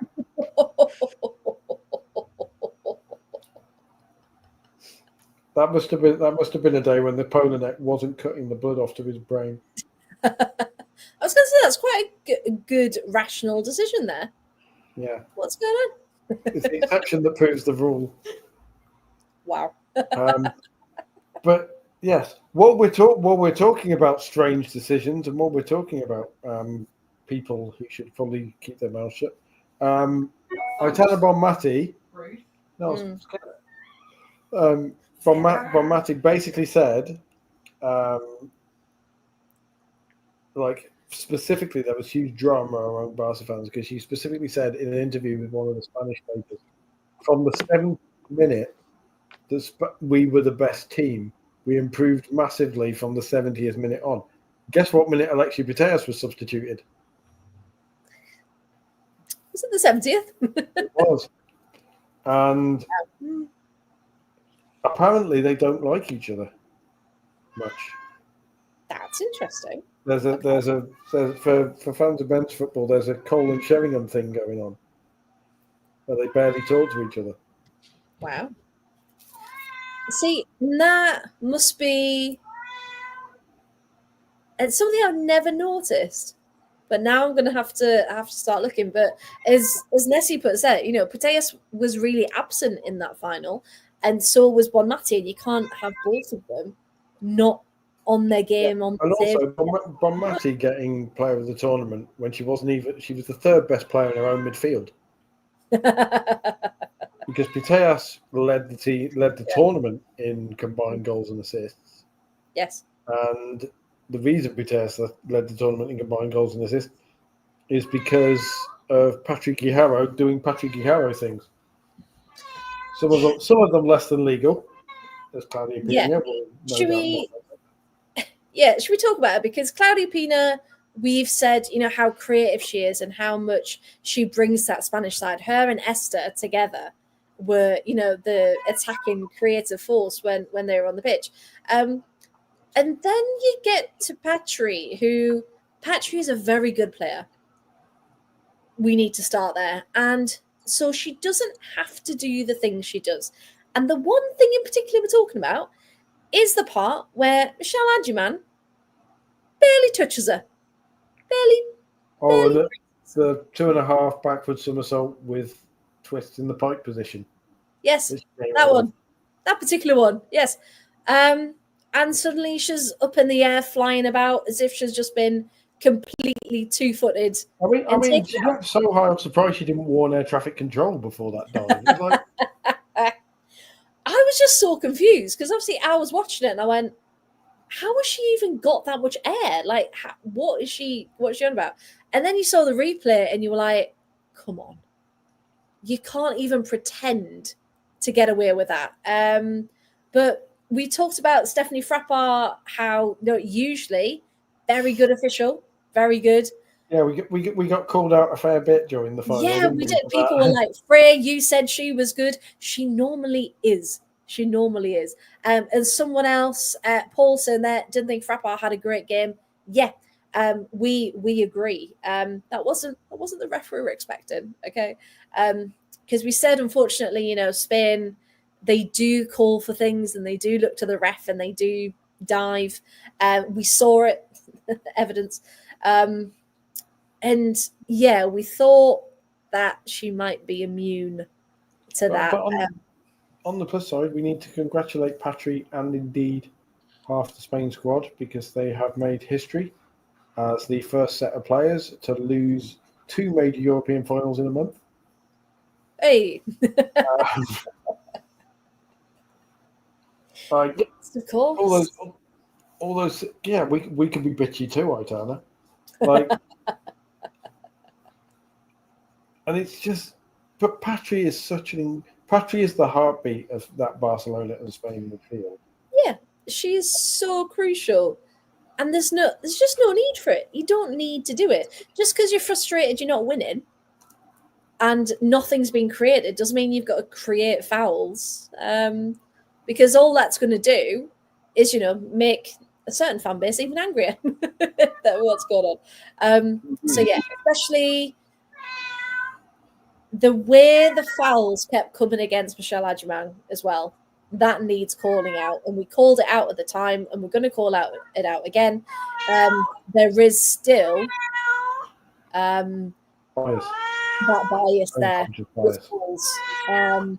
When she got ran into, and then she got the foul against her, and it was like, how does Was that Patry as well, or was that Bob Matty? I can't remember. It was the one where the ball was coming over the top, and Michelle ran into. Was it Olga? Oh, it probably was because she was flying around like. She was more in defence, wasn't she? And yeah, they kind of came together, but Olga was obviously defending, so would have gone into her. And yet Michelle got the foul against her, and the free kick went the other way. And it was like, well, she might have got a yellow actually. Yeah, Michelle Adjumang got a yellow for running into somebody, for being run into. Yeah, that would have been it. Yeah. And you just think, well, that's not true. So where's VAR? Where's your lines person? Who's checking this? And Serena was slightly angry. I was convinced Spain were going to get a soft penalty. I was waiting for it. It was that kind of game, wasn't it? It was that kind of game. More and more. But thankfully they didn't. And it did end 1-1 after extra time, and then it went to penalties. So we'll just have a quick recap of those penalties then. So Patry stepped up first, 1-0. Beth Mead, as we said, had to retake hers. Unfortunately, it was a miss. Mariona Caldente didn't have the best tournament either. She missed her penalty after missing one previous in the tournament as well. Alex Greenwood scored hers, 1-1. Itana missed hers / saved, Hannah Hampton. Niamh Charles, we need to talk about Niamh Charles, stepped up, scored, fantastic. Turned around and just jogged away calmly. Yeah, just cool and calm as you like. Which is the perfect antidote to me, I think, telling Itana Bonmati she could place her Ballon d'Ors somewhere in response to her missing her penalties. Yes. So yes, Nancy, there. Now move. There we go, Nancy. So it was 2-1 to England at this point. Salma Paralluelo also misses. She just drags it wide. Leah Williamson steps up and misses. And you're like, right, okay, if we score this one, and Hannah Hampton was saying to reporters after, I was trying to ask the fans, is this it? Is this the winner? And then Chloe Kelly, saviour once again, steps up and converts. And out of all of the pens, it was 3-1 to England to secure that trophy and bring it home once more. We've already got our merch. Me and Chloe put a merch order in for our European. We'll wear them next time we're on the pod. Yeah. Our merch. They're on pre-order, so we're not going to get them till the end of August. That's a scam. Just in time for the season previews. Yeah. We'll rock up in our merch first show back. No, I did get because it was on special offer on Adidas. I got one of the Italian, not the training ones, but when they're just like around camp and just like the more the leisure wear ones. Got a Italy one of them, so I'll have to wear that next time. So yeah, I'd like to apologise, by the way, for everybody seeing a cat's ass on my screen. Again. Well, you have frozen on mine, so it is literally just the cat's ass. Yeah.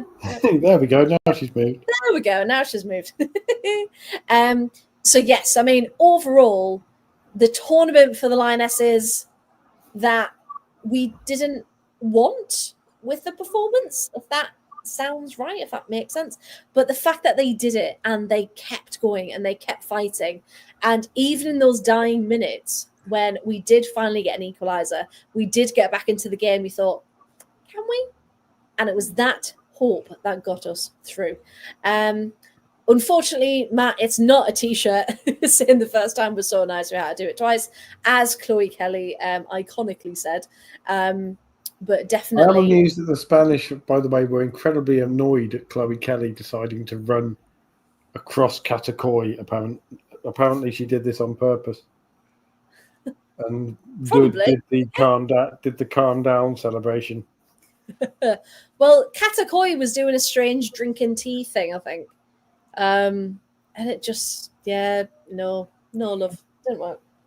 Did not work. But it has amused me how Chloe Kelly has been being put up as an amazing example and a contrast to the arrogant men's players like Marcus Rashford. It's like, sorry, is this the same Chloe Kelly who forced a move out of her club because she was unhappy, celebrates in the faces of opposition for every goal she scores, and openly mocked the opposition every time England won a game? And you're saying, sorry, if Marcus Rashford did that, or indeed, let's be honest, any player of colour, the writing, if Michelle Adjumang behaved like Chloe Kelly, the coverage would be very different. Well, a lot of people are saying she's, because she did swear on live telly, that apparently, that's not befitting of the women's game and you should, watch yourself and all this. And it's just like, she was excited. It's fine. So yeah, there's lots of different media interpretations right now around her, but ultimately she scored the winning penalty. So if she wants to wind up the opposition, she gets the go ahead from me. She's just winning the Euro. She can swear on telly if she wants. Yeah, do what she wants. She does what she wants. Chloe tried to do an Alex Morgan. Yeah, she tried to do a tea thing and it just didn't. At what point? What, after she saved one of the penalties? Yeah. And it was just a bit embarrassing, really. Well, I remember you saying during the game, just Katakoi's really unlikable. Just really unlikable. That was the moment where she did that. And I was like, no, you are currently losing. So can we not? I remember when I put that, I had a reply from someone going, like one of the English people watching going, do you know how you come across? I'm like, yeah, still better than I tell her.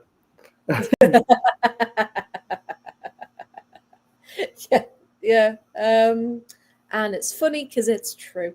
But yes, I think it was saving Beth Mead's second penalty. Yeah, that sounds about right.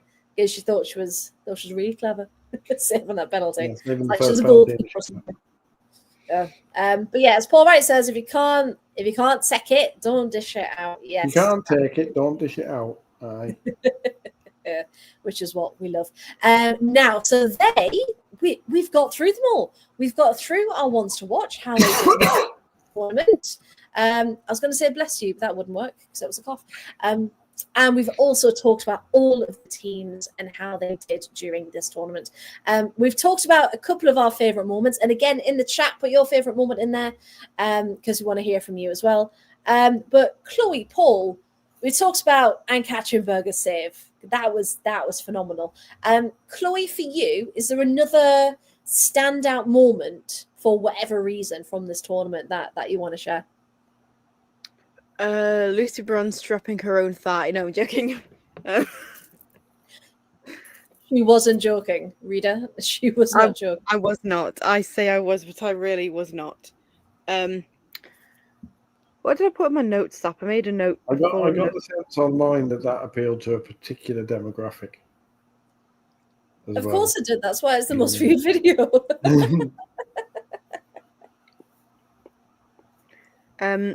No, I think my favourite moment of the tournament was just the history that's been made throughout it. Like I did mention it before, but yeah, just how much history was made, with Italy, England, Wales, Switzerland, like a piece of history has fully been made throughout this tournament. And I think just that and just everything growing and on a funnier level of a Sonkin shuffle. That yes, Danny put that in the chat as well as one of his favorites. The Sonchin shuffle. Yes. So good. Iconic moment from the Italian manager. Yes, absolutely. Still hasn't called that first. He's still waiting outside a stadium somewhere in Basel. Just wait, looking around. Paulson, yeah, every Hannah Hampton penalty save was his. Nessison, I'll admit, when Michelle scored the equaliser, I cheered. For a proud Irish woman to cheer when an English woman scores. Just shows you. Yes, Matt said we had Basel in Basel. Yes, Incredible. Absolutely. Inception. And yeah, definitely a breakthrough tournament on many levels. Paul, for you, was there any other outstanding moments that you want to share? I enjoyed Cristiano Di Relli scoring the winner against Norway. Yeah. The 90th minute. I particularly enjoyed the Italian commentary because Italian's brilliant anyway. Yeah. And it's just the way her name holds out because it's like Cantore and then presumably the Italian for crosses the ball in or whatever, and then just Di Relli like this and just holding the end of it for about 3 or 4 seconds. Yeah. Not being able to believe what's just happened, what's Which just is gone also in. funny because Jonathan Pearce tried the same thing and managed to pronounce her name wrong. He was like, Di Relli! And it was like... So, no. No. E sound. There's an E there for a reason. Yeah. It's just... Yeah, but also, one of my favourite moments as well, in terms of discovering players, new players. Firstly, all the new players we discovered, we've mentioned some of them who stepped up, the young players like Iman Benet and Signe Gopset. But my favourite player discovery, who I was slightly less aware of, having not seen much of Serie A domestically, was my new Italian footballing crush. Now, Valentina Giacinti has left Roma with the most passive-aggressive farewell ever. Thanks. I was going to get this in there. Just thanks, Valentina. Just that's it. So whoever you're going to sign for London City Lionesses, and they're just going to have a big thumbs up emoji. That'll be it. Sign Valentina. Welcome, Valentina. That'll be it. I've manifested that she will join London City. Apparently, she's going to the Saudi Pro League. Oh, so she wants a few quid then. Yeah, pretty much. Yeah. Apparently, they've given her an offer, and apparently she's accepted it. This is just on the grapevine, of course. Nothing official. Well, that's you and me over, Valentina. It It was a beautiful footballing crush while it lasted. But me and you the band now, and also in Italy, and this like I say was one of the favourite moments. Discovering Emma Severini existed. Yes. Because what a player! What a And player. he's what, 22? And one of the things I love doing is discovering new players who you can rave about and who make me want to watch the leagues they play in more and make me want to watch the team more. And Emma Severini is definitely one of those. Yeah, 100%. And she's playing for Fiorentina. She's 22, so lots of years ahead of her to keep on growing, and that's the scary thing with some of these players. They're only going to keep getting better. But yeah, there's so many players that kind of came to light, and what my kind of favorite moment off the pitch was the fact that everyone came together in the chat and everyone was watching it with us, and everyone was discovering new players and saying, "Oh yeah, I'm going to watch that league now. What team do they play for?"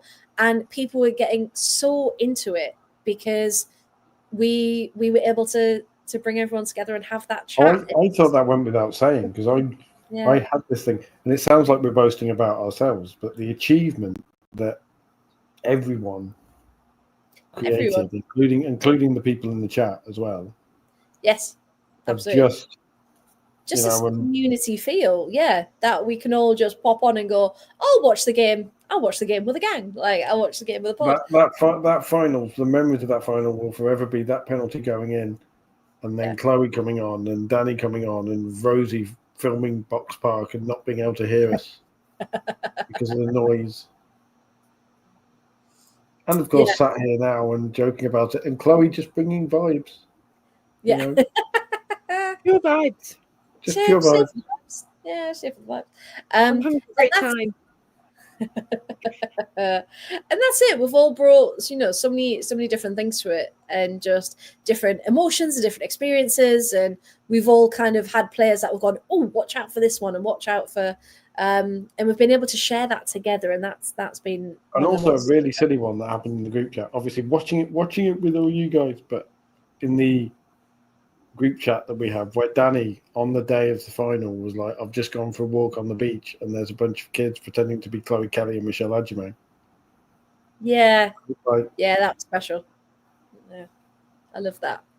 And it just shows that people do watch women's football. It is important, it is special, and what an incredible tournament that we've had.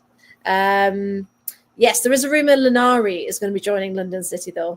Oh, don't, Elena. Don't. Join an actual football team, not a franchise.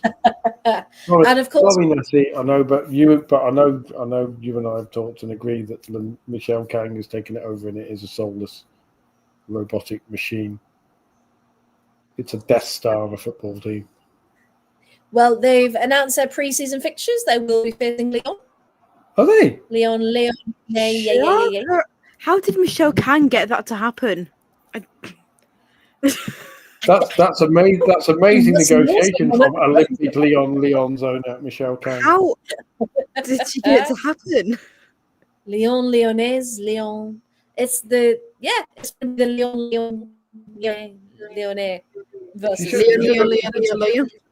She should have brought them to Bromley so 3 people could have turned up. We don't. So it's. But yeah, hey, that preseason, but that's going to push them because they've brought a lot of new people into this team. So she must have used a Sith mind trick. I hope Leon absolutely hammer them. I hope Leon put their full squad out. I'm interested to see what they do. Because it's not destroy them.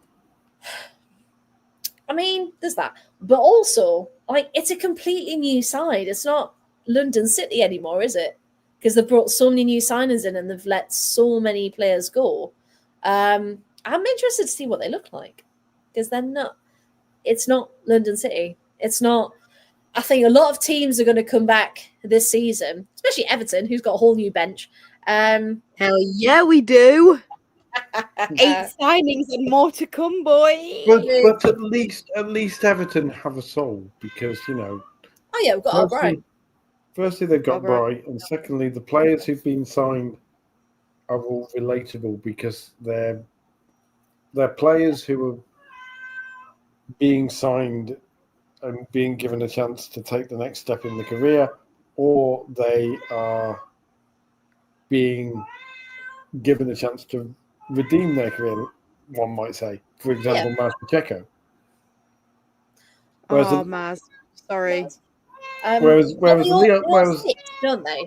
They all fit Everton. It's not just being a signing for the sake of it. whereas London City are going, right, okay, let's get the next level of players. Izzy Goodwin's going to be, shut up, Nancy, shut off. See, Nancy has very strong views about London City. And she won't go away. But, yeah, Izzy Goodwin. Oh, I'm from Nessa. LCR left at Swollen Princess Park. If Ness is saying that as the only recorded example of an actual London City Lionesses fan, then that's the case. But like, Izzy Goodwin scored 16 goals for them last season, and she's already been pushed to the bench because of the players who have been, because Nikita Paris is being brought in. Now, yeah, it's in the latest attempt to play for every single WSL club. Well, yeah, and now we know, of course, that the opening fixture is Arsenal versus London City. Ooh, shocker! Michelle Kang has got the highest profile fixture for the first game in the WSL that's going to be on Sky. It's all right. It could be worse. Could have a Merseyside derby first. Yeah, that's which should be on Sky because it's an actual game. Fuck, that's all about. It's a proper game. It's a proper game. It's a proper fixture with actual history. It's not vibe. It's not blonde ponytail FC versus soulless franchise FC. Yeah, but we're always really bad at the start of the season. Like, it takes us at least 5 games to actually start. But also, I'm a little bit worried about us when it comes to the Asian Cup because we now have so many Japanese players that we are going to lose. We're not going to have any players anymore. We signed so many, and then we're going to lose them all at the Asian Cup. If you sign any more Japanese players, you're going to have to come onto the Pokemon theme. Oh my god! Imagine the Siren and then Pokemon. Just Anime FC. Oi. Gary doesn't like it. Yeah, that's true. At least Liverpool don't have to travel to London for a 12 o'clock kickoff. This is the thing, and this is what we said in the group chat as well. Sunday trains are notoriously awful. Awful. How are we going to get there for 12 o'clock? No. Unless you drive. Or unless you go the night before. Like, yeah, or stuff at like ridiculous o'clock in the morning. Like, because that's press. I was going to say, for us doing press, you need to get there before your accreditation. We've got to be there like at least 2 hours early as press. So that's like 10 a.m. And sometimes it's even earlier if it's a big game. You want to get like all your content and stuff. Like if you're going to Man City, you at least want to get to the sweet cart first before. Like, because of course here at the Joy Stadium, they have the best food there at the Joy Stadium. Got a sweet cart. So we're here for. You have to do the content. We're here at the sweet cart at the Joy Stadium. That's why it's the Joy Stadium. It brings us joy because there are sweets. Delighted to be having lemon pasties at the Joy Stadium here at 10 a.m. provided by Joy and Etihad. No, but as press, you have got to be there like at least 2 hours early for accreditation for this, that, and the other, and it's just like how are you? Yeah. Get the best seats if there's no seating plan. The thing that annoyed me the most is I got to do the Subway Cup final, and they didn't even get 6 inches. Never mind footlongs. They were all cut into like little things. I'm like, if I'm going to sub bites. That's it.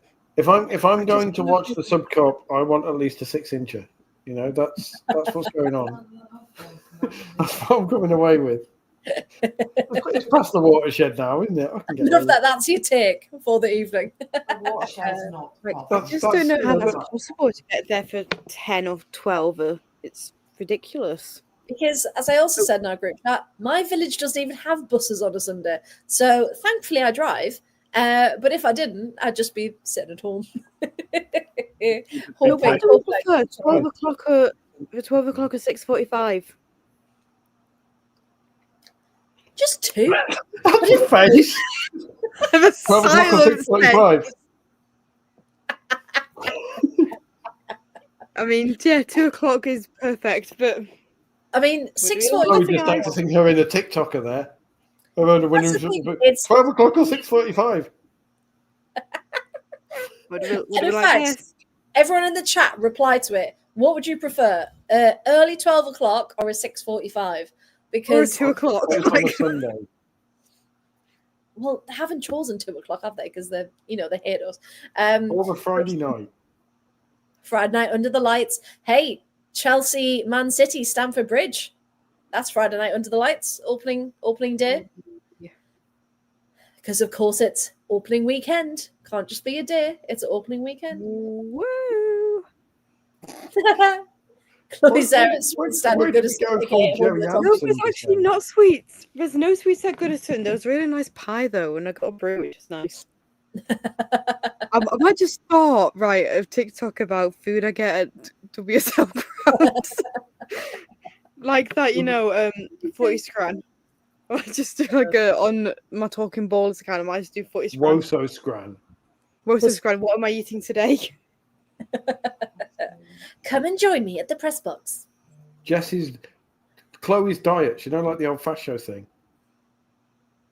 Jessie's diet. You could just have Chloe at the front door of a football ground, like at Goodison. It'd be anywhere that says like the big thing. But she just walks towards the camera outside Old Trafford and goes, "This week I have been mostly eating sausage rolls. At Man United, they mostly sell us sausage rolls." Like, Or just do a complete Philomena Kunk, just take the mick out of it. Yes. Full ham with it. oh, you God. could make up stuff like there were sausage rolls at Manchester United. Sausage rolls were, of course, invented in Manchester in 1987 for people to eat after they went to the hacienda and were too stoned on ket to eat in the just really make something properly. That'd be so funny. Oh, I need to go watch Philomena Kunk now. Now, Let's watch it now. the last thing we said we wanted to do after sharing our favourite moments. I'm going to sneeze. Hang on. Wait for it. One more. Bless you.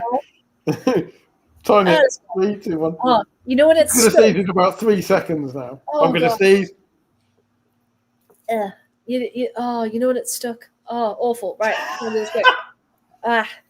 Can we just get that sound? Can we just go, you know, when it's stuck? And just leave it and just Oh, we're so close to being done. that's a reaction clip. But yes. Go to sleep. We'll Okay, so- go back and talk about Alan's moment of the tournament of hearing the Welsh anthem for the first and the second time at a major tournament. Oh, sorry, mate. Yeah, I completely missed that. It's because you lot are lovely and you keep talking in the chat. So I keep missing things. Hang on. Okay, yes. So, one, being present in the ground and hearing the anthem on opening game. Yes. Being there to bear witness our first ever tournament goal in our history. Yes, Alex. Yes, absolutely. And I also love Matt saying, "I'm so excited for London City versus Arsenal. It's a match I hope both teams lose." Speaking for all of the WSL fan base there that aren't London City. For the first time ever. Wouldn't it be really good if, instead of just on scoring goals, there was bonus points for effort and skill? Because Villa last season, everyone was like, "Oh, but you're playing so well, you just can't win." Imagine getting bonus points for actual effort. And then I was going to be really shady there. If Spain really did deserve to win, then they would have got more points. Imagine having a reverse handicap system based on how much money you'd spend. So, Chelsea, based on the value of the team you put out. So, London City would start on -14. So Yeah, for how it's much? you're good enough. You Ooh. spend that much money, you'll just buy your way out of it. Well, exactly. I just want to say this point before I forget. And I think that I love that clubs have leaned into come and, season tickets on sale now. Come and see your Lionesses. I know City have really pushed it for their players. Chelsea have done it. Arsenal are doing it. Why aren't clubs leaning into, we have internationals in our squad. If you love the Euros, come and see our international players. Because Aston bloody Villa, if anyone's watching from this club, we've just signed Lynn Vilms from Wolfsburg. And there has been no mention. Again, we've talked about Netherlands are having a great tournament, but she's still an international player for the Netherlands.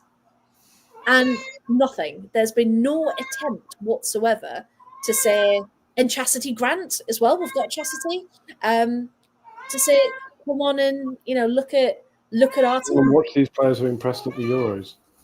Yeah. Come and watch Switzerland's heroine Geraldine Reuteler from one of the teams in the WSL. Inevitably sign her. Yeah. We've got Haley Knight who makes history with Wales, and come watch her at our new home at Goodison Park. A historic ground as well, might I add. There are so many missed opportunities that I just wish clubs would lean into. And yeah, I 100% with Nessie on that one. Clubs are terrible at issuing proper press releases. Yes, some clubs, me and Chloe were talking about this, haven't said anything about preseason. Interesting one. Some fans, because Villa finally released theirs after being tagged in other clubs and stuff. And they were like, oh, what's the point in telling us about preseason games if we're not allowed to go to them? And I was like, because it shows you what your club are planning and what preparation they're putting in for the summer. Like, what? Why is that a question? But yeah, but you can get tickets for Villa versus Union Berlin, which is going to be at, are you ready? The Bescott is no longer the Poundland Bescott. We have a new sponsor. It's even worse. The Pallet Track Bescott Stadium. The Pallet Track Bescott Stadium. The Pallet Track Bescott Stadium. Doesn't even roll off the tongue. At least Poundland Bescott. It could be worse. It could be playing at Accrington Stanley. It could be the Wham Stadium. Don't fall asleep there because they wake you up before you go. It's clear where my brain's at. I went for Wham, the chewy bar. Did you talk about it? No, Matt, we haven't talked about it because I'm still quite annoyed by that. We'll save that for the championship preview. We've got a half hour booked in for Freya to talk about that one. Just 4 hour preview and 3.5 is Freya talking about Jordan Nobbs, and then the rest of us have to fit 12 teams into the other half hour. No, I don't get it. I do get it. They've probably offered her a lot of money. I wish she hadn't. Why? Sunderland, where she started, are putting money into, it would make sense for her to go back to Sunderland. But she clearly, no, I don't know. I'm just a bit annoyed. I'm still annoyed, so I'm not going to talk about it. I'm going to breathe first. Anyway, the last thing we were going to do today, and again, please, if you're in the chat and you want to get involved, please do put them down. Who's going to be in our team of the tournament? Okay. So I do have up on the other screen where we can put in players. I'll just check it is working. Yes. So, for example, I'll share my screen with you all, and then we can do it all together. Speed run, because we're longer than a game here now. Okay. So, just to check if it was working, I've just put Drelly in that role there. So we're playing 4-3-3 then.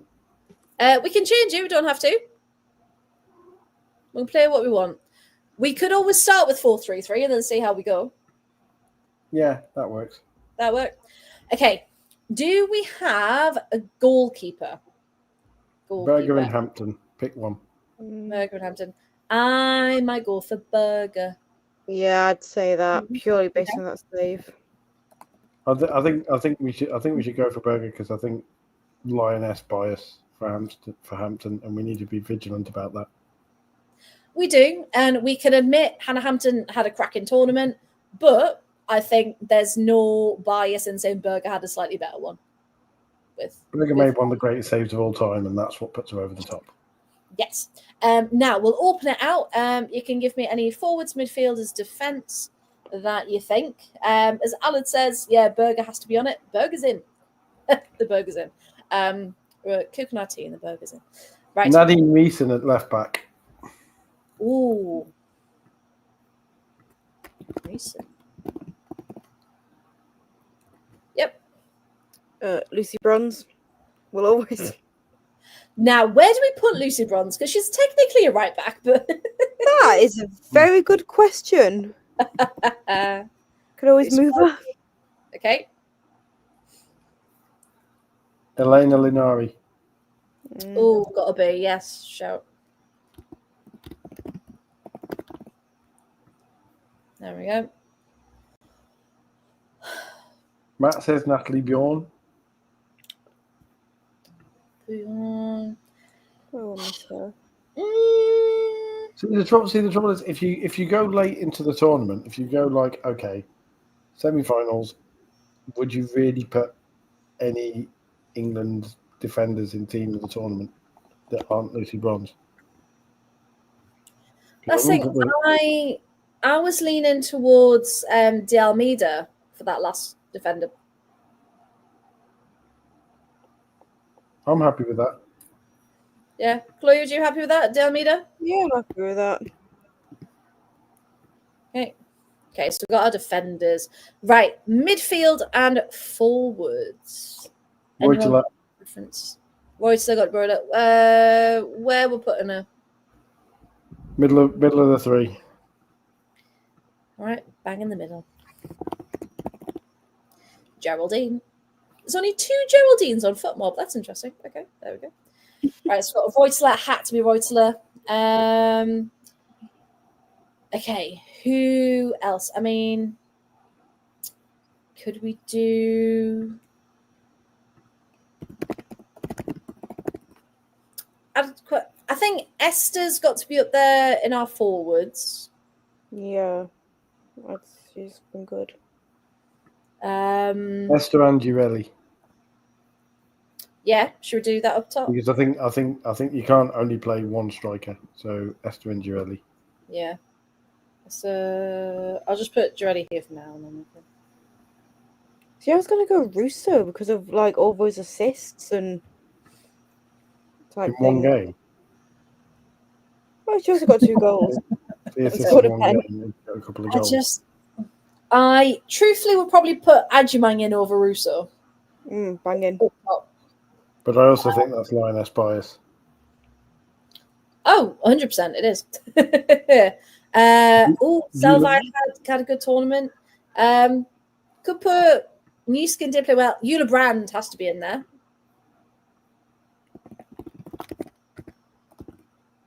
Brand.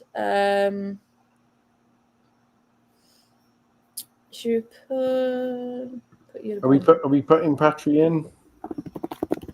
Or are we not because we don't like the shithousery? She's such a good player, though. So let's put her in. Patricia Chiaro. Okay, so we need one more forward. Josh has put Chloe Kelly. Sure. In the start to start? No. In this team she'd play a super sub as well. Yeah, that's true. Let's have a think. Anton saying Kelly has to be in. Has to be. Well, 2 shouts for Kelly. That's. I know indeed. So if we're just looking for results, let's say, if we look at goals, it was Esther, Puteas, Girelli, and we have 2 of those 3. Assists, Alexia, Russo, and Aslani for assists.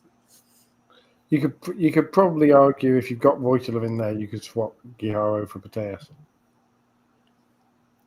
Yeah, we can do that. You've got Voitilov as the holding midfielder, and then you've got Pateas as assist leader. As out, yeah. Ooh, wrong one. That's a hell of a midfield. That's I'd pay good money for that midfield. If I was Michelle Kang, I would totally do that. Okay, so we've had a couple of shouts for Chloe Kelly. Never Nessie. Onabachi's name will never be pronounced properly. It's so funny how everyone pronounces it so wrong and so different. Like, do you remember when she was at United and they kept calling her Battle? Battle, yeah, on a battle. Like when she was at United, they just kept going, "Oh yeah, on a battle." And it's like that's not her name at all. Why don't we solve the problem by having another midfielder instead of three forwards? Okay, and just having a two up top, and just having the best two. Have the best two forwards in the competition, Givelli and Esther, up front.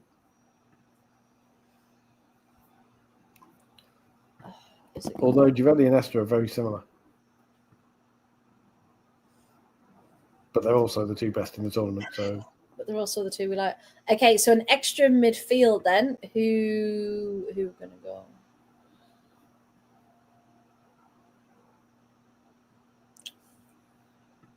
I think.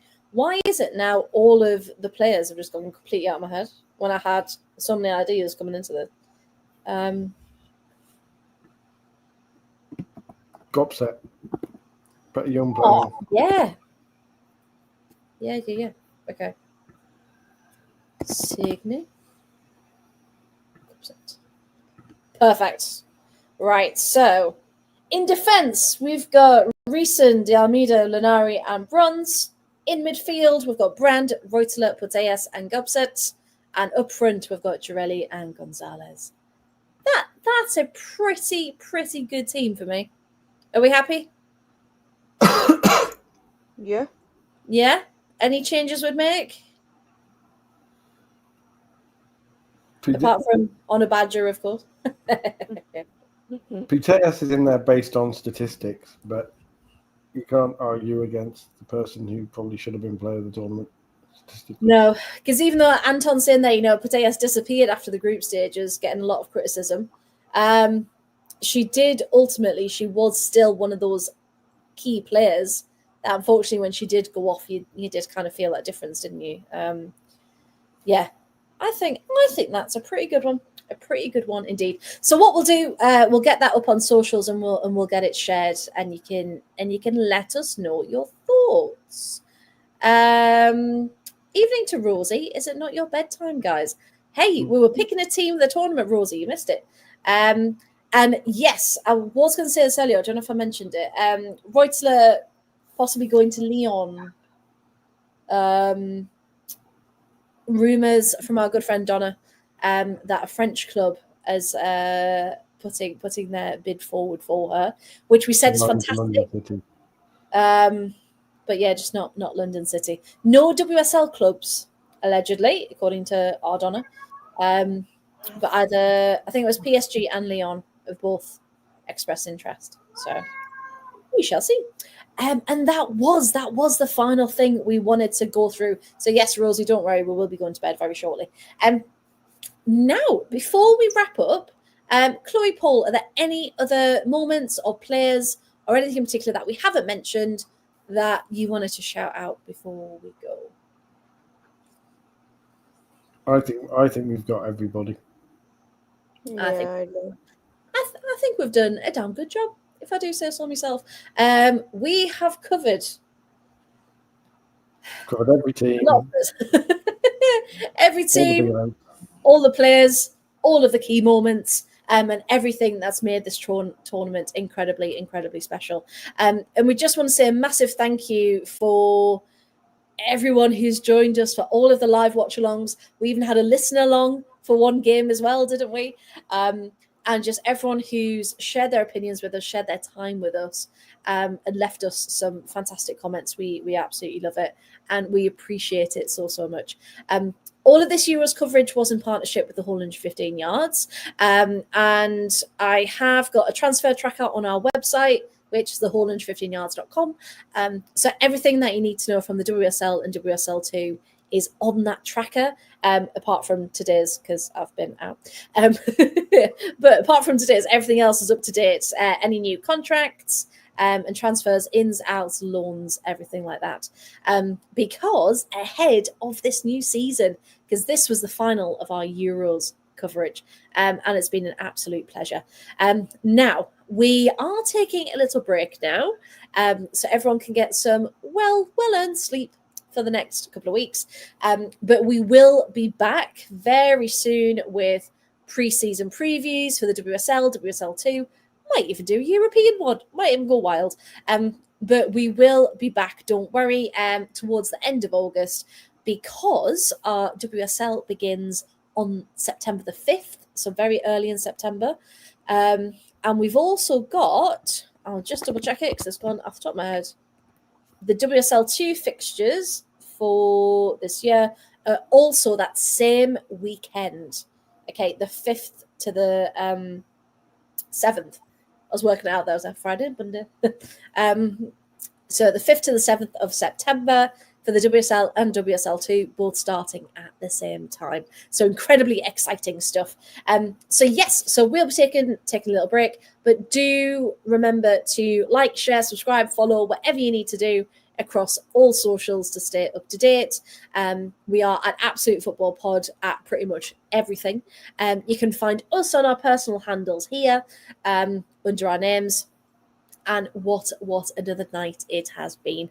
So yeah, thank you to Chloe and Paul for joining me this evening. And hopefully you've all learnt about new and upcoming players, new countries, new leagues that you want to watch because of this. And we really hope that you join us in the brand new season for our WSL, WSL2, and everything else coverage that we can possibly squeeze into these few hours on a Wednesday night. So Wednesday at 8:30, we will be back very, very soon. But as I said, keep an eye out on socials to tell you exactly when we will be back. So thank you very much. Good evening, everyone, and good night. Goodbye.